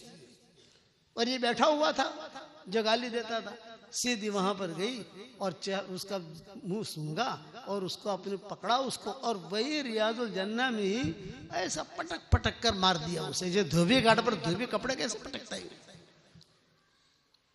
ऐसे इनकी दुआ होती थी साद इब्न वक्कास की। और ये दुआ कहां से मिली? दिल की सफाई। मेरे वाले साहब रहमतुल्लाह अलैह फरमाते थे, दिल अगर साफ होगा तो आपको ज्यादा चिल्ले देने की भी जरूरत नहीं है। आप तो सिर्फ जो देखोगे तो भी लोगों को अल्लाह हिदायत दे देगा। लोग आपकी तरफ देखेंगे तो भी लोगों को अल्लाह हिदायत देगा। तन्हाई में बैठकर खुद पूछना अपने दिल से कि मेरे दिल में कितना कचरा है। इस्तफ्ति क़ल्बक। शेख सऊद शुरैम का नाम सुना होगा आप लोगों ने, हरम शरीफ के जो इमाम थे, अब आजकल तो इमामत रही नहीं। हमारे मौलाना जुबैर साहब रहमतुल्लाह अलैह बीमार थे हमारे वालिद साहब के इंतकाल के बाद। तो हम मरकज में मशवरा हुआ, बदन काफी भारी हो गया था। ये मशवरा हुआ कि भाई एक डॉक्टर थे, डॉक्टर मंसूर, मिस्र के थे, इनका अस्पताल था जद्दा में। तो डॉक्टर मंसूर ने आकर बात रखी कि मौलाना की तबीयत इतनी खराब है, भाई मैं इलाज करूंगा इनका इलाज, और मैं जद्दा में इलाज करूंगा, इनका हमारे पास भेज दो। तो जमात बनी, उस जमात के अंदर मेरा भी नाम आ गया कि भी चलो ये फला फला फला मौलाना के साथ जाएं। तो खैर हम भी पहुंच गए वहाँ। अब वहाँ पहुंचे तो हमारा कमरा अलग, दूसरे साथियों का कमरा अलग, अस्पताल में ही, महंगी अस्पताल, और बराबर इलाज मौलाना का शुरू हुआ। तो मैंने मौलाना जुबैर साहब से कहा, मैंने कहा मौलाना यहाँ इलाज तो आपका हो रहा है, लेकिन मेरे दिल में ये है कि हरम इतना करीब है, असर मगरिब इशा तो कम से कम वहाँ मैं जाके पढ़ लूँ। वे कैसे जाओगे मक्का? मैंने कहा साथी बहुत है, आप सिर्फ इजाजत दे दे, फिर असर मगरिब इशा तो हरम में पड़े, फिर खाना साथ खाएंगे वापस आकर यहाँ इंशाल्लाह। घंटे 1.5 घंटे का सफर है, जाना आना जाना आना। मैं जरूर पढ़ो। उस वक्त में हरम शरीफ में इतनी भीड़ नहीं होती थी, भीड़ तो होती थी लेकिन इतनी भीड़ नहीं। हरम शरीफ के जो इमाम हैं वो आम तौर से जो है सीधे साधे लिबास में आकर बैठ जाते थे। मैं बैठा हुआ और मेरे करीब में आकर 2 पुलिस वाले आ गए और एक जो गुतर वाले शेख आ गए और करीब में ही बैठ गए। तहियतुल मस्जिद पढ़ी उन्होंने। मैं घबराया, मैंने कहा ये कौन है? मैंने जब ध्यान से देखा तो शेख सऊद शुरैम थे और ईशा की नमाज इनके जिम्मे थी, शेख सऊद शुरैम के जिम्मे थी ईशा की नमाज, और अजान हो चुकी थी। बैठे ओ माशाअल्लाह शेख यूनुस के फलाल के फलाल के फलाल। हमारे छोटे बच्चे थे अब्दुल वासे तो ये आया हुआ, ये अब्दुल वासे, हम उनको एक लाल टोपी पहनाते थे उस वक्त में छोटे थे। तो शेख सुदेश भी कहते थे वो दो लाल टोपी वाले कहाँ हैं, और ये सुरेम भी कहते थे वो दो लाल टोपी वाले कहाँ हैं, हमेशा याद करते रहते थे। मुलाकात हुई, बैठे और बातचीत हो रही, इतने में शेख सऊद शुरैम ने अपनी कुछ जैसे घरेलू कुछ बातें होती हैं वो बातें बयान करनी शुरू की, ये है मेरी तबीयत जो है ऐसी रहती है वगैरह वगैरह। और नाक जो है ऐसा करके थोड़ा सा आवाज़ भी निकाली नाक में से कि नाक में जब देखो तो मेरी सर्दी रहती है, नमाज पढ़ाने में कुरान पढ़ने में थोड़ा सा मुझे दिक्कत होती है ये। अब हम तो हिंदुस्तानी मौलवी, तो मैंने उनसे कहा कुरान शरीफ की फला आयत पढ़ा करो, एक आयत बताई मैंने उनको फला आयत पढ़ा करो। तो उन्होंने अब जो हमने यहाँ सीखा मौलाना थानवी से वही हमने बयान कर दिया।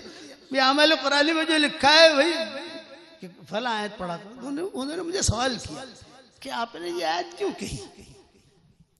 मैंने कहा भाई हमारे यहाँ कोई बीमार होता है तो हम कहते हैं ये आयत 7 मरतबा पढ़ो, 5 मरतबा पढ़ो, 3 मरतबा पढ़ो, फर्ज नमाज के बाद पढ़ो। नहीं तो आपने ये आयत खास ये आयत क्यों कही। मैंने कहा ऐसा हमने हमारे उलमा से सुना है। तो उन्होंने बेहतरीन जवाब दिया, शेख यूनुस कुरान कुल्लहा शिफा, कुरान कुल्लहा शिफा, कुरान तो सारा का सारा शिफा है, कोई भी आयत ले लो तुम कोई शिफा है। उन्होंने मुझे कहा तो मैं उस एतबार से मैं समझा कि बड़ी बात कही। अब हमारे ये मैं दिल की सफाई वाली बात कर रहा हूँ। तो सामने वो एक लाल गतरे वाला तवाफ कर रहा था, उसने देखा कि मैं और शेख सऊद शुरैम दोनों बैठे हुए बातें कर रहे हैं और कभी वो हंसते हैं कभी मैं हंसता हूँ, और वो हंसते थे तो अपना लाल गतरा जरा सर पर यूं मुंह पे रख लेते थे। अच्छा मौलाना जुबैर साहब ने भी देखा, मैं जब गया वहाँ तो वहाँ जुबैर साहब ने कहा कि आज तक तुमने सऊद शुरैम को बहुत हंसाया। अरे हजरत आपको किसने कहा, ये कि मुझे पता चल गया। वहाँ से वो भी ईशा की नमाज सुनते थे, कभी ईशा की नमाज सुनो तुमने बहुत हंसाया, क्या किस्सा हुआ। ये मैं ये किस्सा सुना रहा हूँ, हालांकि है राज का किस्सा, लेकिन सुना रहा हूँ आपको दिल की सफाई। अब वो लाल गतरा वाला भागा भागा आया। उस वक्त में दावत के काम करने वालों से लोग कुछ नाराज रहते थे, अरब लोग, कभी बिदअत है ये है वो है। वो सामने आकर बैठा और सामने आकर बैठा कि शेख सऊद शुरैम से बात कर रहे हैं कि शेख ये तबलीग वाले हैं, ये 3 चिल्ला मांगते हैं, कभी साल मांगते हैं, कभी 3 दिन मांगते हैं, कभी जो हफ्ता मांगते हैं, कभी ये। तो क्या ये हुजूर सल्लल्लाहु अलैहि वसल्लम के जमाने में था मैं 3 चिल्ला जाऊं? ये पूछा शेख सऊद शुरैम से। मैं सुन रहा हूं। तो शेख सऊद शुरैम ने कहा कि तुम इनके साथ निकले कभी? कि निकला नहीं हूं। तो शेख सऊद शुरैम ने कहा तो आप मुझे क्यों पूछ रहे हो, हरम शरीफ का इमाम है ना, अब वो जो कहेगा तो वो तो हुकूमत में बात जाएगी कि भाई इसने ये कहा। और शेख सऊद शुरैम यार परेशानी है, हाँ कहें तो मुश्किल, ना कहें तो मुश्किल। हाँ कहें तो ये बात चली जाएगी ऊपर तक, हरम का इमाम तुमने कैसे हाँ कह दिया, ना कहें तो खैर की नफी है। तो शेख सऊद शुरैम ने बेहतरीन जुमला कहा, इस्तफ्ति क़ल्बक इन अफ्ताकल मफ्तून, तेरे दिल से पूछ, तेरा दिल जो है अगर पाक साफ होगा तो दिल तुझे फतवा देगा, तुझे कोई मुफ्ती जवाब नहीं दे सकता। ये कहकर शेख सऊद शुरैम जो मुझे कहा कि शेख यूनुस अलैहि मसऊलियतुल हरम सलातुल इशा। मैंने कहा जरूर दुआ में याद रखना। शेख रवाना कर दिया उनको। अब जब वो रवाना हुए तो पीछे पीछे ये भी लाल गतरा वाला था, जिद्दी होते हैं ना बाज लोग, ये भी पीछे पीछे। तो पुलिस वालों ने उसे जो आखिर तक कर दिया, अभी अब नहीं जा सकते, वहां तक तो हम ही जाएंगे, हुकूमत का कानून है, अब ये नमाज पढ़ाएंगे। फिर सऊद शुरैम ने ईशा की नमाज पढ़ाई और सारी के सारी दावत की आयतें पढ़ी। वमन अहसनु क़ौलन मिम्मन दआ इलल्लाह व अमिल सालिहा व क़ाल इन्ननी मिनल मुस्लिमीन। और एक ही जवाब दिया, अपने दिल से पूछ। हमेशा याद रखना, दिल जो है कभी भी झूठ नहीं बोलेगा, जुबान झूठ बोलेगी, दिल कभी भी झूठ नहीं बोलेगा। अपना कोई काम हो आप जुबान से दुआ मत करो, आप दिल दिल में दुआ करो। नमाज के लिए आते हो आप, और नमाज के लिए आते आते दिल दिल में दुआ करो, वो दुआ इंशाअल्लाह 100% कबूल होगी। इसलिए 2 नसीहत याद रखना, सिर्फ बेदीन दीनदार नहीं बनना, ये उम्मत को उजाड़ देगा, बेदीन दीनदार। और दूसरा, सब कुछ करना आसान है, दिल साफ रखना मुश्किल है।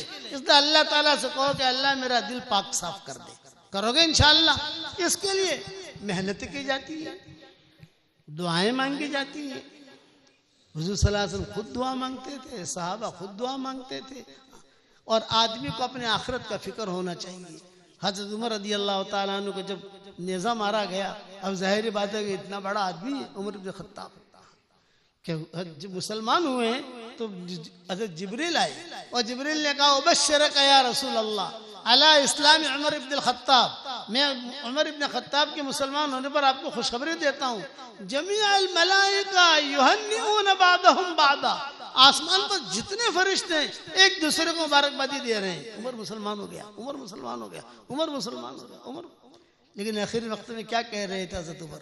ला लिया वला अलैया, ला लिया वला अलैया, ला लिया वला अलैया। ए अल्लाह, अगर मैंने जितना काम किया है उसका तो मुझे अजर न दे, कोई हर्ज की बात नहीं है, लेकिन मेरे गुनाहों पर मेरी पकड़ मत करना। हजरत अली, हसन और हुसैन, ये तीनों के तीनों आयादत के लिए आए हजरत उमर के पास, और इनकी सांस उखड़ रही थी। तो हजरत अली ने कहा मौत के बाद के हालत से डर रहे हो? तो हजरत उमर ने कहा मौत की वजह से नहीं डर रहा, मुझे ये डर है कि मौत कैसे आएगी, मैं इससे नहीं डर रहा। मौत, मरना तो मरना ही है, लेकिन मौत के बाद मेरे साथ क्या मामला होगा ये मुझे पता नहीं है। इतना बड़ा आदमी और इतना रो रहा, फिक्र। आखिर में उन्होंने हजरत अब्दुल्लाह इब्न उमर को बुलाया, इतने बड़े आदमी उमर इब्न खत्ताब। इमाम सुयूती ने 65 मकामात ऐसे लिखे हैं कि इनके दिल में बात आई और कुरान के आयतें नाज़िल। 65 मैंने एक बार गिना, मैंने एक बार लिखा भी उसे। जब मरकज में हम लोग साथ थे उस वक्त में, तो सब जो है लिखा भी, लेकिन वो भागम दौड़ी में सबका कागजात इधर उधर हो जाते हैं, वो सारे इधर उधर रह गए। लेकिन इतना ज़रूर मुझे याद है कि इमाम सुयूती ने लिखा है कि हज़रत उमर, ये आयत हज़रत उमर के दिल में बात आई नाज़िल हुई, ये आयत हज़रत उमर के दिल में बात आई नाज़िल हुई, ये आयत हज़रत उमर के दिल में बात आई नाज़िल हुई। इतना ऊंचा मकाम था हज़रत उमर रज़ियल्लाहु ताला अन्हु का। लेकिन क्या कहते थे? अपने बेटे को बुलाया और बेटे को बुलाकर कहा कि अब्दुल्ला मैं जा रहा हूँ और 84,000 का मकरूज हूँ। मैंने किस्सा मौलाना अली मियां नदवी को बयान किया तो मौलाना अली मियां नदवी रोने लगे। हज़रत मौलाना अली मियां नदवी रहमतुल्लाह अलैह से हम मुलाकात के लिए गए थे। जब उनकी तबीयत ख़राब हुई तो मशवरा हुआ कि अभी हज़रत की तबीयत बहुत ख़राब है, तो मरकज़ से भी कुछ साथी चले जाए। तो मैं मौलवी अहमद लाट, हमारा तय हुआ था वहाँ। उसी सफ़र में मौलाना ने मुझे खिलाफत दी थी, वही सफ़र था वो। मैं ख्वाब देखा करता था कि मैं बयान कर रहा हूँ और हज़रत मौलाना अली मियां नदवी सामने बैठे हैं। मैं बयान कर रहा हूँ और हज़रत मौलाना अली मियां नदवी रहमतुल्लाह अलैह सामने बैठे हैं। मैं परेशान रहता था कि भी क्या ताबीर है इसकी, कभी हम कहाँ वो कहाँ, हज़रत मौलाना अली मियां नदवी हम कहाँ वो कहाँ, कुछ समझ में नहीं आता, किसी से पूछ भी नहीं सकते। अब्बा का भी इंतकाल हो चुका था, हमारे वाले साहब रहमतुल्लाह अलैह का, उनका भी इंतकाल हो चुका था। तो हम खैर वहाँ गए, वहाँ जाकर जो है बैठे, नाश्ता वगैरह करवाया उन्होंने और काफ़ी देर बैठ बिठाकर बातें वगैरह हुई। फिर मेरे बारे में पूछा ये मोहतरम कौन है, मरजुल मौत में थे वो। तो हज़रत साथियों ने कहा मौलाना उमर साहब के बेटे। हाँ हाँ हाँ, मौलाना उमर साहब पालमपुरी के मुझ पर बहुत बड़े एहसानात हैं, ये मौलाना अली मियां नदवी ने कहा। और कहा मैं तुम्हें किस्सा सुनाता हूँ कि मेरी आंखें बननी थी तो अमेरिका का मेरा सफ़र तय हुआ, सारा इंतज़ाम हो गया वहाँ डॉक्टरों का, ये जो भी है। तो हज़रत मौलाना उमर साहब पालमपुरी रहमतुल्लाह अलैह का मुझे ख़त आया और ये कहा कि हज़रत आप इस उम्मत की अमानत हैं, आप अमेरिका इलाज न कराएं, अलीगढ़ यूनिवर्सिटी में आपका इलाज मैं अपनी जिम्मेदारी से कराऊंगा, आपको कोई तकलीफ नहीं होगी इंशाल्लाह। और आप वहाँ जाओगे तो वहाँ के डॉक्टर पता नहीं आपकी आंखों के साथ क्या करें क्या न करें। इसलिए मेरी राय है कि आप टिकट कैंसिल कराएं, सारे होटल कैंसिल कराएं और आप मुझे सिर्फ इजाज़त दे दें तो मैं जो है इंतज़ाम करूँ अलीगढ़ में। हमारे डॉक्टर हजरात हैं वहाँ पढ़े लिखे सब। तो हज़रत मौलाना अली नदवी रहमतुल्लाह ने जवाब दिया कि भाई तुम्हारा बहुत बड़ा एहसान होगा, मैं इतने लंबे सफ़र से बच जाऊँगा, यहाँ इंतज़ाम करो।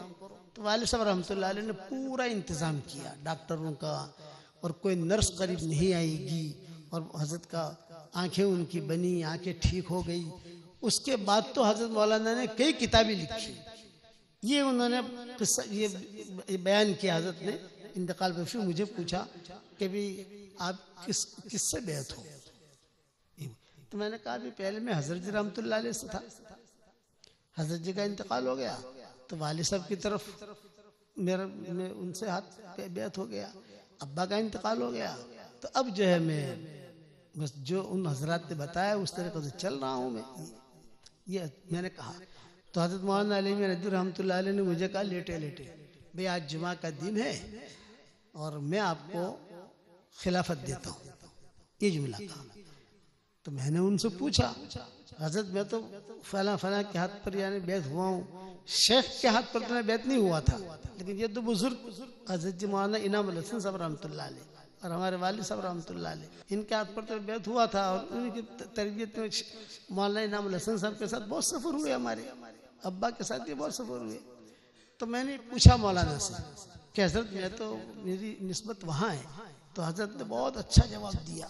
यूँ कहा भी जितने भी सिलसिले हैं ये सब हुजूर सल्लल्लाहु अलैहि वसल्लम तक पहुँचते हैं, और मैं तुम्हें इजाज़त भी देता हूँ, इजाज़त देने के बाद मैं तुम्हें लिख कर भी दूंगा। चुनांचे उन्होंने लिख कर दिया मुझे, और ये जुमला लिखा जितने सलासिल है चारों सलासिल ये हुजूर तक पहुँचते हैं। बस किसी ने कोई सिलसिला शुरू किया, किसी ने कोई सिलसिला शुरू किया। अब जब ये दोनों आए हैं तो बयान तय करो, जुमा का दिन था। तो मौलाना अली नदवी रहमतुल्लाह अलैह ने कहा कि देखो एक काम करो, नदवा की मस्जिद में तो मौलवी यूनुस बयान करे जुमा से पहले, और जो लखनऊ के मरकज की मस्जिद है वहाँ मौलवी अहमद लाट को भेज दो। अब जब मेरा नाम लिया नदवा की मस्जिद में मौलवी यूनुस बयान करें, अब नदवा की मस्जिद में नदवा के उलमा, हम गुजराती पालमपुरी, अब मुझे तो तारे नजर आने लगे। मैंने कहा और हज़रत मौलाना अली नदवी रहमतुल्लाह अलैह ने कहा मैं भी आऊँगा बयान में। अब तो बात खत्म हो गई। अब मैंने बड़े दौड़ डाले से जो उनके खास खादिम थे, भाई वहाँ मरकज़ में मैं चला जाऊँगा।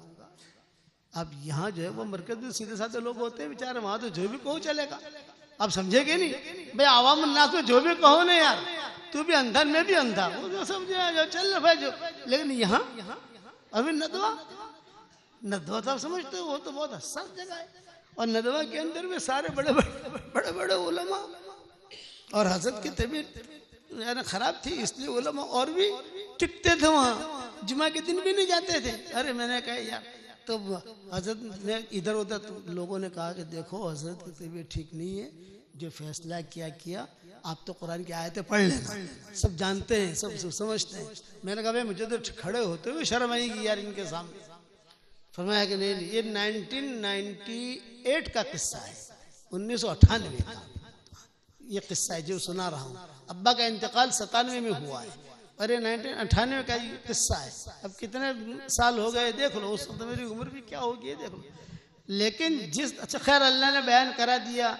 हज़रत मौलाना अली नदवी रहमतुल्लाह अलैह ने कहा माशा अल्लाह आपका आज जुमा का दिन है, तो मैं मेरा पुराना गर्मी का ज़माना था वो पुराना कुर्ता जो है उसमें पसीने की बदबू भी आएगी, वही बदबू वाला कुर्ता आपको देता हूँ, आप रखो, 500 रुपया देता हूँ, ये भी रखो, और अल्लाह का नाम लोगों को सिखाया करो। ये कहा उन्होंने, अल्लाह का नाम लोगों को सिखाया करो। तो बातों बातों में बात निकली हमारे वालिद साहब रहमतुल्लाह अलैह की, कई चीजें बातों बातों में। अब तो बहुत कुर्ब हो गया, तो बातों बातों में बात निकली, तो बातों बातों में मैंने हज़रत उमर का किस्सा सुना कि मेरे वालिद साहब रहमतुल्लाह अलैह हमें, और बाद में किताबों में भी है किस्सा, तो वालिद साहब बयान भी फरमाते थे, किताबों में भी है तो हजरत उमर का जब इंतकाल हुआ, हालांकि फुतुहात का दौर था, कितना फुतुहात का दौर है हजरत उमर में, हजरत उमर के जमाने के अंदर के सारे लोग आए, कितने खजाने आए, और यानी 1.5 एकड़ लंबा कालीन आया है किसरा का। जब नापा गया तो 2.5 एकड़ लंबा था कालीन। तो हजरत उमर ने बिछवाया और लोगों से उसी कालीन पर खड़े रहकर मशवरा किया, बैठे नहीं, और ये कहा कि बताओ ये कालीन का क्या करना है। तो 100% राय आई कि ये कालीन महफूज कर लिया जाए, ताकि आए कयामत तक का आने वाले मुसलमानों को ये पता चले कि जब फुतुहात हुई है तो कैसे फुतुहात हुई है, यादगार। तो हज़रत उमर ने कहा ये यादगार तो है, लेकिन इस कालीन पर गुनाह किए गए हैं, इस कालीन पर मुसलमान और इस्लाम के खिलाफ मशवरे किए गए हैं, तो मैं गुनाह की यादगार को बाकी रखना नहीं चाहता, काटो इसे। काट कर जो है वो कालीन सब जगह तकसीम किया गया। इतना फुतुहात का जमाना था, लेकिन हज़रत उमर जो है मकरूज बनकर मरे। अपने साहबजादे से कहा बेटा 84,000 का मैं मकरूज हूँ, 84,000 का, मेरी 2 तमन्नाएं हैं। आप वसाया उमर पढ़ो तो उसमें कई चीजें मिलेगी, उसके अंदर 2 तमन्नाएं आखिर में कही हज़रत उमर ने। एक मेरी तमन्ना ये है कि मेरी कब्र जो है हज़रत अबू बकर के करीब बने, मेरी ख्वाहिश है, लेकिन बोल नहीं सकता, किसको कहूँ। और ये हज़रत आयशा की तहवील में है, तुम जाकर अगर मेरी तरफ से बात रखो शायद इजाजत दे दे। और दूसरी तमन्ना ये मैं 84,000 का मकरूज बन के जा रहा हूँ, मैं नहीं चाहता कि अल्लाह के सामने कर्ज जो है मैं लेके जाऊं, इसलिए तुम जिम्मेदारी ले लो, फला के इतने पैसे देने, फला के इतने पैसे देने, फला के इतने पैसे देने। अब्बा फरमाते थे कि फुतुहात का दौर था तो भी मकरूज बनकर मरा आदमी, मेरी फला जमीन बेच देना और बेच कर पैसे आएंगे तकसीम करना। अब्दुल्ला इब्न उमर सीधे आए हजरत आयशा के पास। हजरत आयशा का कमरा होता था, 2 पर्दे होते थे उसमें, एक तो हजरत आयशा का कमरा अंदर है, उसके साथ एक पर्दा लगा हुआ, दूसरा बीच मेन जो गेट है वहां एक पर्दा होता था। अगर हजरत आयशा से किसी को बात करनी है तो 2 पर्दों के दरमियान जगह होती थी, वहां वो आदमी बैठ जाता था, हजरत आयशा अंदर होती थी, और अंदर एक जो सवाल जवाब करना है, जो पूछना है वो पूछ पाछ कर वो आदमी वापस आ जाता था। अब्दुल्ला इब्न उमर ने कहा कि मैं मुलाकात करना चाहता हूँ, हजरत आयशा से कुछ बात करना चाहता हूँ। तो अब कहा जरूर जरूर। सबसे पहले हजरत आयशा ने पूछा ये बताओ अब्बा का क्या हाल है। तो अब्दुल्ला इब्न उमर ने कहा हुआ अला बशकिल मौत, वो सकरात में है। अच्छा, तो हज़रत आयशा ने कहा अल्लाह ताला उनके लिए आसानियां पैदा फरमाए, सकरात मौत जो है ये तो हक है, अल्लाह आसानियां पैदा फरमाए। कहा अम्मी जान एक मशवरे के लिए आया हूँ। अब्दुल्ला इब्न उमर कह रही है, कहा बताओ आहलन व सहलन क्या मशवरा है। फिर मेरे वालिद ने सलाम कहा है और ये कहा है कि मेरी ख्वाहिश है कि मेरी कब्र यहाँ बने। बस इतनी बात जो हज़रत आयशा ने सुनी तो सांप काट गया, खामोश, मजलिस में खामोशी। जब खामोश हो गई फसकतत आयशा, हज़रत आयशा जब खामोश हो गई तो अब्दुल्ला इब्न उमर जो है ये समझ गए कि शायद इनका इरादा नहीं है। तो अब्दुल्ला इब्न उमर ने कहा कि अम्मी जान अब मैं इजाजत लूं, मैं जा रहा हूँ। नहीं बैठो बैठो, महलन महलन बैठो। फिर हज़रत आयशा ने कहा इस जगह के बारे में मेरे दिल में जो बात थी अब मैं तुम्हें बता रही हूँ। सबसे पहले तो ये बात थी कि मेरी कब्र यहाँ बनी, दूसरा मेरी कब्र न हो तो हज़रत अब्दुर्रहमान इब्न औफ की बनी, अब्दुर्रहमान इब्न औफ की न हो तो हज़रत उस्मान की बनी। हज़रत उमर का मेरे जहन में नहीं था। आयशा कह रही है कि या तो मेरी बने या अब्दुर्रहमान इब्न औफ की बने, उनके बड़े एहसानात हैं हम पर, और एक हज़रत उस्मान की बने, ये हमारा दामाद है और बहुत कुर्बानियाँ दी है। लेकिन उमर हुआ अहक, ये जुमला कहा, उमर हुआ अहक, क्या उमर जो है वो ज्यादा हकदार है, मेरी तरफ से इजाजत है। और मैं अपना सामान इसलिए कि हज़रत आयशा की तहवील में वो कमरा था, खाना भी वही पकता था, वहीं पर उनके कपड़े भी होते थे, पर्दा पड़ा रहता था। रोज़ा अक़दस के कब्र मुबारक के उस तरफ सारा सामान में हटा देती हूँ, हज़रत उमर को तुम यहीं ले आना। थोड़ी देर के बाद खबर आई, सीधे गए अब्दुल्ला इब्न उमर अब्बा के पास, हज़रत उमर के पास। और हज़रत उमर जो सकरात में थे, कभी आंखें खोलते थे, कभी आंखें बंद करते थे, कभी आंखें खोलते थे, कभी आंखें बंद करते थे।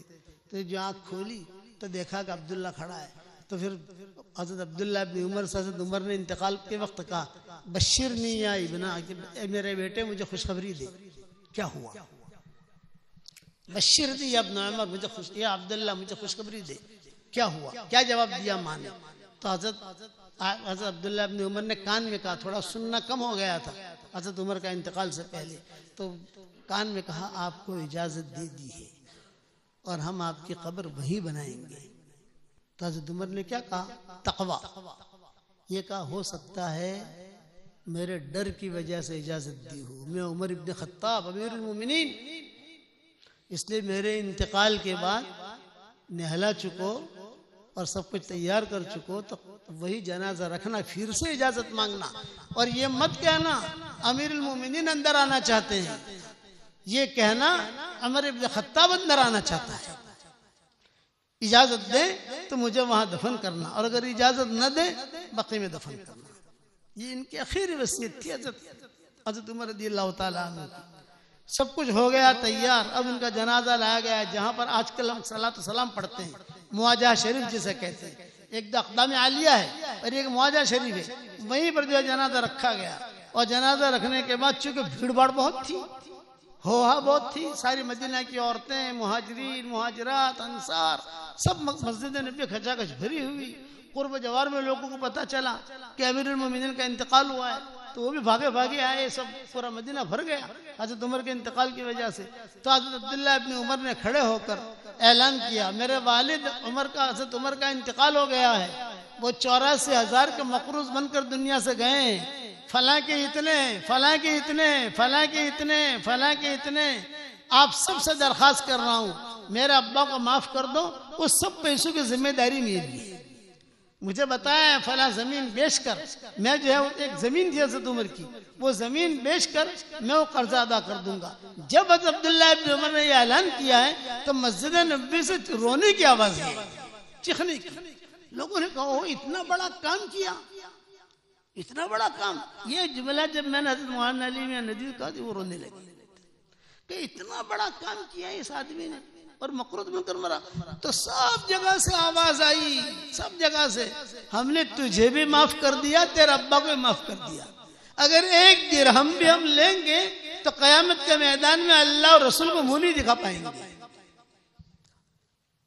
कितना बड़ा काम किया हज़रत उमर ने। आप जानते हो कहां कहां तक काम दिन पहुंचा। जब इंतकाल हुआ है हज़रत उमर का तो उम्मे ऐमन बहुत रोई, बहुत रोई, बहुत रोई। तो साथियों ने जाकर पूछा कि उम्मे ऐमन मौत तो आनी है, तुम क्यों रो रही हो? तो फरमाया, मैं उमर के इंतकाल की वजह से नहीं रो रही, मैं इस वजह से रो रही हूँ कि उमर के इंतकाल के बाद अब इस्लाम कमजोर हो गया।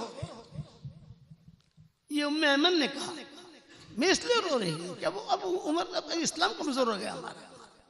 हुजूर के इंतकाल पर बहुत रोई उम्मे ऐमन। तो अबू बकर उमर दोनों गए, मैं क्यों रो रही हो तुम? कि मैं हुजूर के इंतकाल पे नहीं रो रही, जो रोजाना अच्छी अच्छी खबरें आसमानों से आती थी वो दरवाजा बंद हो गया। फिर हज़रत उमर के इंतकाल पे रोई, कभी इस्लाम हमारा कमजोर हो गया, इतना बड़ा आदमी था। फिर हज़रत सबने माफ कर दिया, हमने माफ किया, माफ किया, माफ किया, कर्जा तो खत्म हो गया। अब अब्दुल्ला इब्न उमर ने जोर से आवाज लगाई, जोर से, या उम्मुल मुमिनीन। जब कब्र खुदने लगी तो हज़रत अली आए और पीछे से अब्दुल्ला इब्न उमर के धप मारे। जब कब्र खुदी जा रही थी तो हज़रत अब्दुल्ला इब्न उमर ने पीछे देखा, कौन धप मारे? हज़रत अली थे।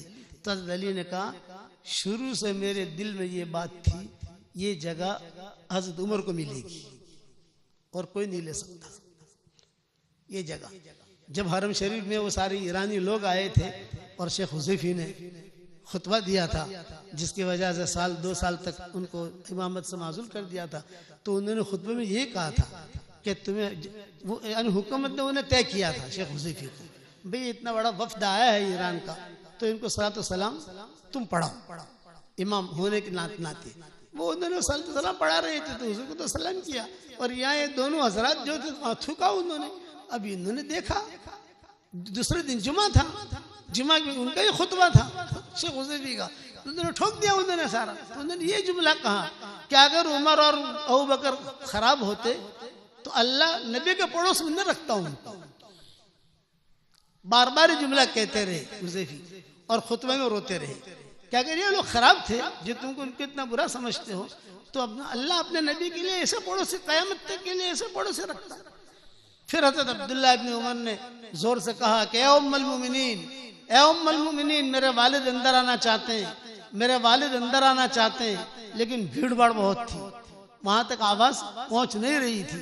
तो तारीखी किताबों में लिखा है कब्र मुबारक से आवाज आई, आहलन व सहलन या उमर इब्न अल-खत्ताब, ये दर्जा मिला। बास किताबों में लिखा है कि हुजूर ने कहा आहलन व सहलन या उमर इब्न अल-खत्ताब। बास किताबों में लिखा है तारीखी कि हज़रत सिद्दीक़ अकबर ने कहा आहलन व सहलन या उमर इब्न अल-खत्ताब, और अपना पड़ोस बना दिया क़यामत तक के लिए। दिल की सफाई वाला ऊंचे दर्जे तक पहुंचता है। अल्लाह से दिल की सफाई मांगोगे इंशाअल्लाह भाई। बस ये दो सबक याद रखना, दिल साफ रखना है और बेदीन दीनदार नहीं बनना। चाहे हमें पैसा मिले न मिले, हदिया मिले न मिले, कोई भाव पूछे न पूछे, भाई मैं तो आप समझो मैं कभी किसी की तरफ कोई तवज्जो नहीं करता। मैं मेरा काम जहाँ जाना है इस्तिखारा करता हूँ, इस्तिखारा करके वहां पहुंच जाता हूँ, अल्लाह रसूल के बात बताकर अपने घर पे आ जाता हूँ। तो इंशाल्लाह दिन का काम करोगे भाई। अब जो है सिर्फ इतना कहता हूँ, मैं सारे इंग्लैंड में भी मैं कहता आया हूँ। इंग्लैंड का हमारा सफर हुआ, पूरे इंग्लैंड का अल्हम्दुलिल्लाह दौरा हुआ, कुछ हिस्से रह गए तो उन्होंने कहा भी ये भी पूरा कर लो। मैंने कहा हमारी हिम्मत नहीं है, अब ये हमारा वक्त मदीना मुनव्वरा का है, हमारी तरतीब है कि रजब से मदीना मुनव्वरा चले जाते हैं अल्हम्दुलिल्लाह। तो रजब, शाबान, रमज़ान 3 महीने वहीं गुजारते हैं, रमज़ान के बाद आते हैं, और अगर हज करना हो फिर हज के बाद आते हैं, इसलिए अब हमारे पास वक्त नहीं। तो उन्होंने वादा ले लिया कि एक काम करो 2026 में आकर आधा पूरा कर लेना। मैंने कहा कोशिश करेंगे, वादा नहीं है, वादा तो वादा होता है, लेकिन कोशिश करेंगे कि 2026 में आकर पूरा करेंगे आधा जो रह गया है। सब जगह मैं कहता रहा कि भाई आप लोगों ने इंग्लैंड के अंदर प्रॉपर्टियां बहुत बनाई, और आप हजरात से भी कहता हूँ हासोट में प्रॉपर्टियां बहुत बनाई, सूरत में प्रॉपर्टियां बहुत बनाई। अब जन्नत में प्रॉपर्टी बनाओ, 10 मरतबा सूरह इखलास पढ़ो, जन्नत में एक महल तैयार हो जाता है। 20 मरतबा सूरह इखलास पढ़ो, जन्नत में 2 महल। 30 मरतबा सूरह इखलास पढ़ो, जन्नत में 3 महल। हमारी शरीयत कितनी आसान है, 10 मरतबा सूरह इखलास पढ़ने पर एक ईंट भी नहीं मिलती दुनिया के अंदर। तुम्हारे हासोट में एक कमरा मिलता है, 10 मरतबा सूरह इखलास पढ़ो, कितना मुश्किल है। हमारी शरीयत कितनी आसान है। इसलिए आप हजरात से सिर्फ इतनी दरख्वास्त है, आप हजरात से 313 मरतबा पढ़ने का तो मैं नहीं कहता, इसलिए आप खुद मशगूल हैं। मशगूल ला युशगल, अरबी की मिसाल है कि मशगूल ला युशगल, जो मशगूल होता है उसे फिर मशगूल नहीं किया जाता, वो तो खुद मशगूल है अपने दीनी काम के अंदर। लेकिन इतना कहूंगा कि आप जो है अपने जा रहे हैं कमरे में, जाते जाते एक बंगला बना दिया, आते आते एक बंगला बना दिया, रात को नींद ना आवे तो बंगले बनाते बनाते सो जाओ। इतना तो कर सकते नहीं कर सकते भाई रात को नींद नहीं आ रही है तो आदमी इधर उधर का क्यों सोचे, जन्नत में बंगले बनाते बनाते सो जावे। और एक बात कहता हूं, जो अल्लाह जन्नत में बंगला दे सकता है वो अल्लाह दुनिया में भी दे सकता है।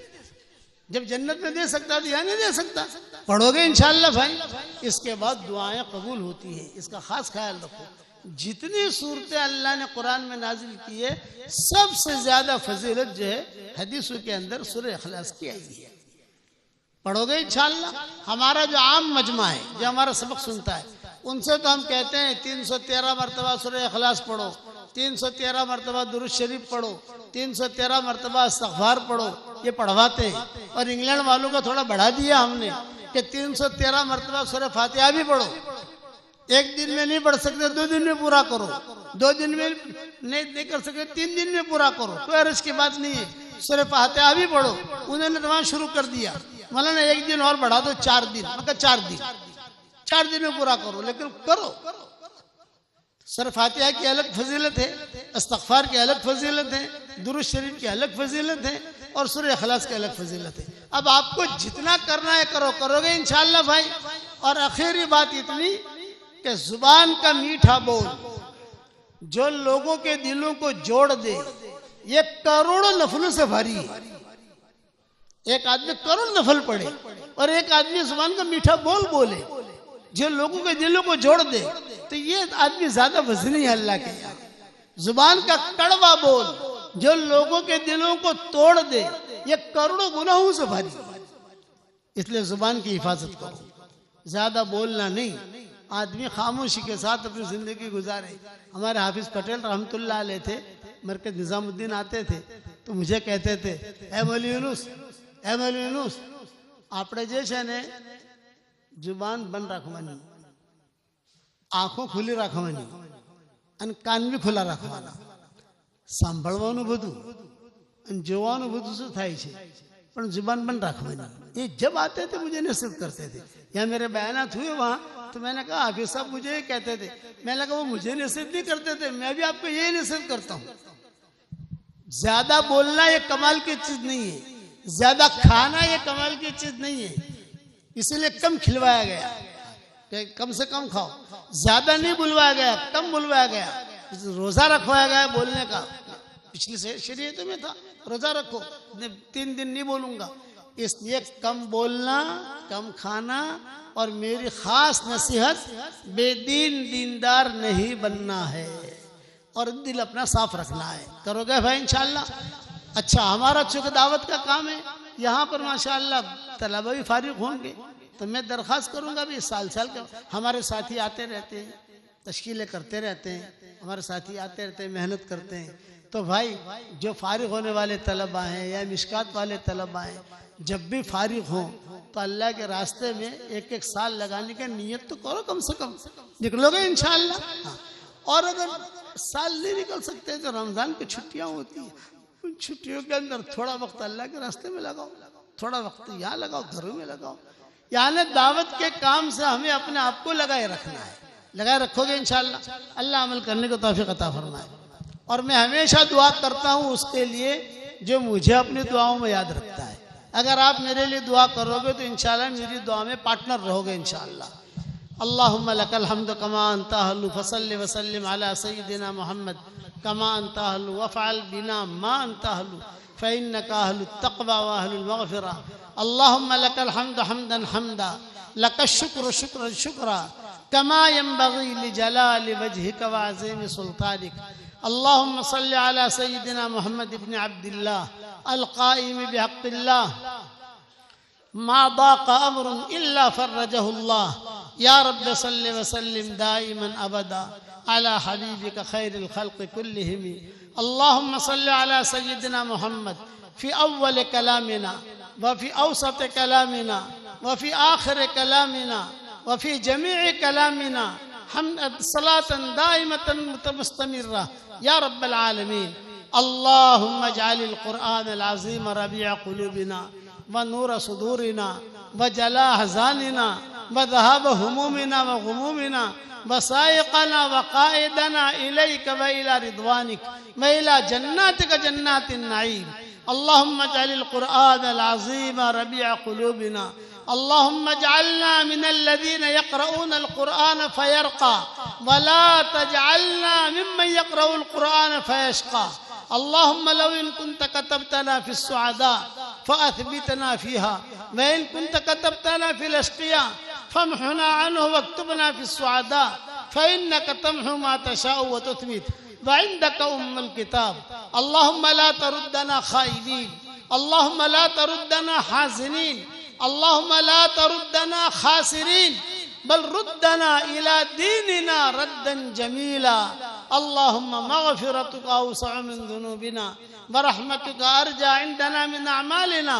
अल्लाहुम्मा इग़फ़िर लना ज़ुनूबना कुल्लहा दिक़्क़हा व जिल्लहा सिर्रहा व अलानियतहा ज़ाहिरहा व बातिनहा जलियहा व ख़फ़ियहा लैलियहा व नहारियहा हदीथहा व क़दीमहा आइनियहा व उज़ुनियहा अनफियहा व मुख़ियहा कुल्लु ज़ालिका इंदना या अज़ीज़ या मूनिस कुल्ल वहीद या साहिब कुल्ल फरीद या क़रीबन गैर बईद या शाहिदन गैर गाइब, या गालिबन गैर मगलूब, या सरीखल मुस्तसरिखीन, या गियाथल मुस्तगीथीन, या इमाद मन ला इमाद लह, या सनद मन ला सनद लह, या अजीम अर्रजा, या मुनक़िदल हल्का, या मुंजियल गर्का, या मुहसिन, या मुजमिल, या मुब्दिअन निअम क़ब्ल इस्तिहक़ाक़िहा, या फालिक़ल हब्ब वन नवा, या फालिक़ल हब्ब वन नवा,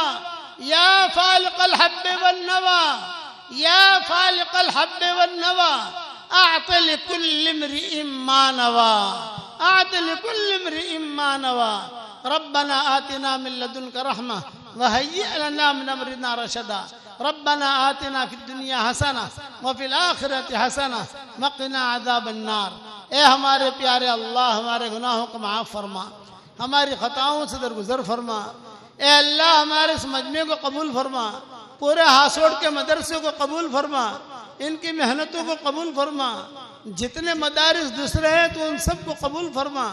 ए अल्लाह, दीनी दरसगाहों की हिफाजत फरमा, हर शरीर की शरारत से, हर फितीन के फितने से, हर हासिद के हसद से, हर बुग़्ज़ करने वाले के बुग़्ज़ करने से, हर बुराई चाहने वाले के बुराई से, हर खलल अंदाज की खलल अंदाजी से, हर रोड़ा अटकाने वाले को रोड़ा अटकाने से, आफियत से हमारे दीनी मदारिस की हिफाजत फरमा, दीनी ठियों की हिफाजत फरमा।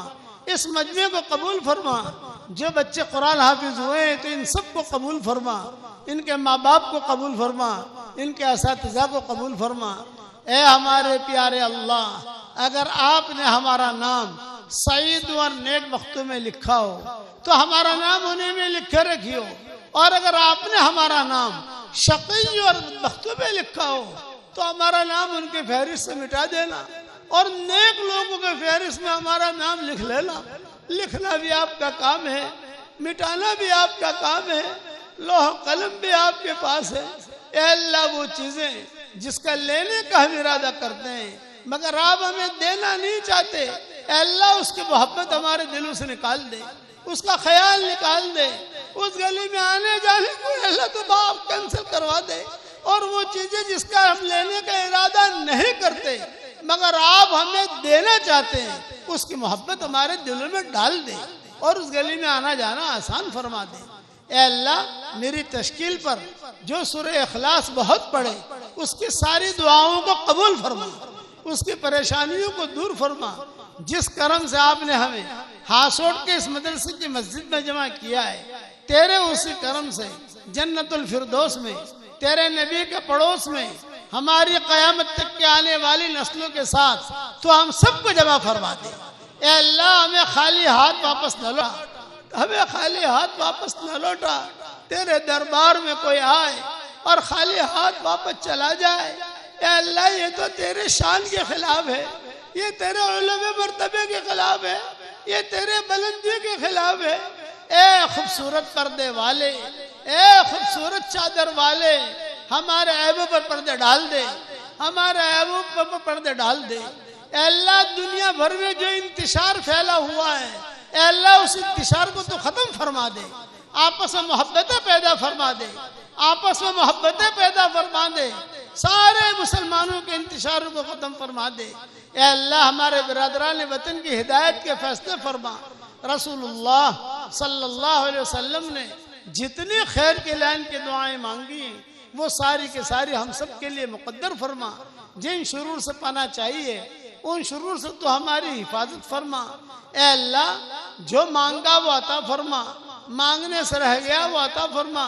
ए हमारे प्यारे अल्लाह, हमें मांगना नहीं आता मगर तुझे देना तो आता है। अपने करम से तो अता फरमा दे, अपने करम से हमारी झोलियों को हिदायत से भर दे।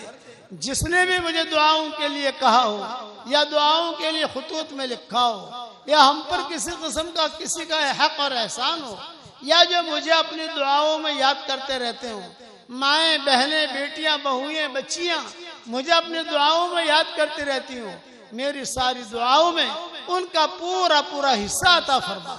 ए अल्लाह, हमारे लफ्ज बलफ्ज कुरान को भी तो कबूल फरमा, लफ्ज बलफ्ज तर्जुमे को भी तो कबूल फरमा। हमारे कुरान के जितने काम हो गए थे उसे अपने दरबार में कबूल फरमा, हम सब की तो नजात का जरिया बना।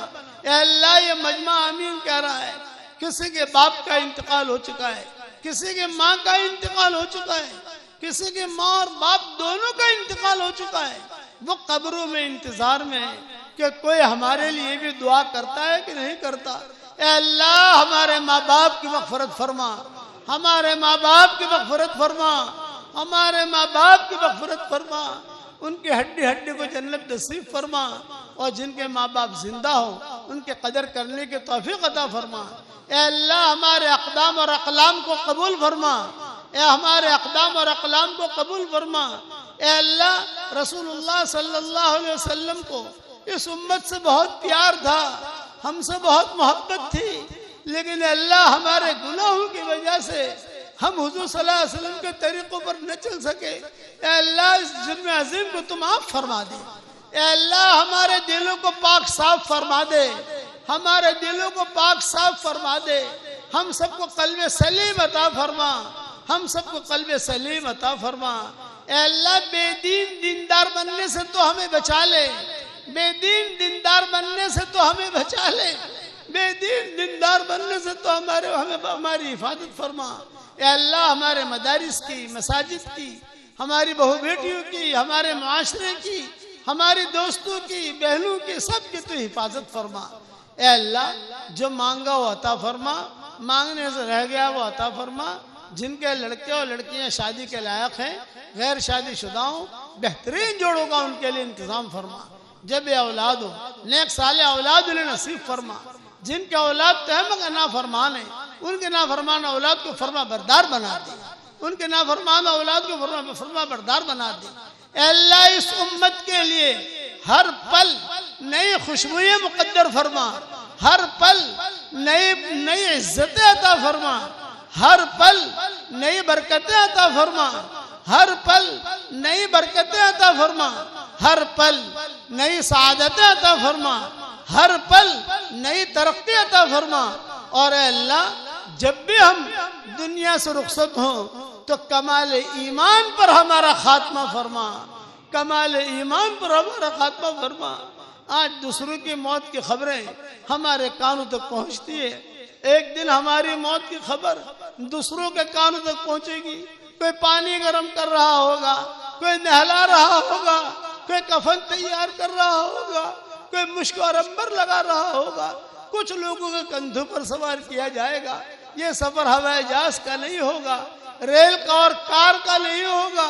मोहब्बत के दावा करने वाले कुछ मुट्ठियां मिट्टियां हदिया में पेश करेंगे, एक जुमला कहकर वापस लौटेंगे, कब्र तक आपका इकराम कर लिया, आगे आपके अमाल जाने। ए अल्लाह तू उस वक्त में हमारा मुईन और मददगार बन जा। ए अल्लाह इंसानों में से जो बीमार हो तो उनको भी शिफा अता फरमा, जिन्नातों में से जो बीमार हो तो उनको भी शिफा अता फरमा, जानवरों में से जो बीमार हो तो उनको भी शिफा अता फरमा। हमने किताबों में पढ़ा है अल खल्क़ आयालुल्लाह, सारी मखलूक अल्लाह का कुंबा है। ए अल्लाह तेरे बंदे बंदियों में से जिसे दुकान की जरूरत हो दुकान अता फरमा, जिसे मकान की जरूरत हो मकान अता फरमा, जिसे हलाल बिस्तर की जरूरत हो हलाल बिस्तर अता फरमा। इस उम्मत को हराम बिस्तरों से बचा ले, इस उम्मत को हराम बिस्तरों से बचा ले। जो नाजायज इश्क में मुब्तला हो उन्हें नाजायज इश्क से तू बचा ले, नाजायज इश्क से बचा ले। आपने अल्लाह यहाँ हमें जमा किया जन्नतुल फिरदौस में, हमारी क़यामत तक के आने वाली नस्लों के साथ तेरे नबी के पड़ोस में तो हम सबको जमा फरमा दे। ए अल्लाह रसूलुल्लाह सल्लल्लाहु अलैहि वसल्लम की उम्मत पर रहम का, करम का, फजल का मामला फरमा और अपने फजल करम से हमारी दुआओं को कबूल फरमा। सुब्हान रब्बिना रब्बिल इज्जति अम्मा यसिफून व सलामुन अलल मुरसलीन वल्हम्दुलिल्लाहि रब्बिल आलमीन।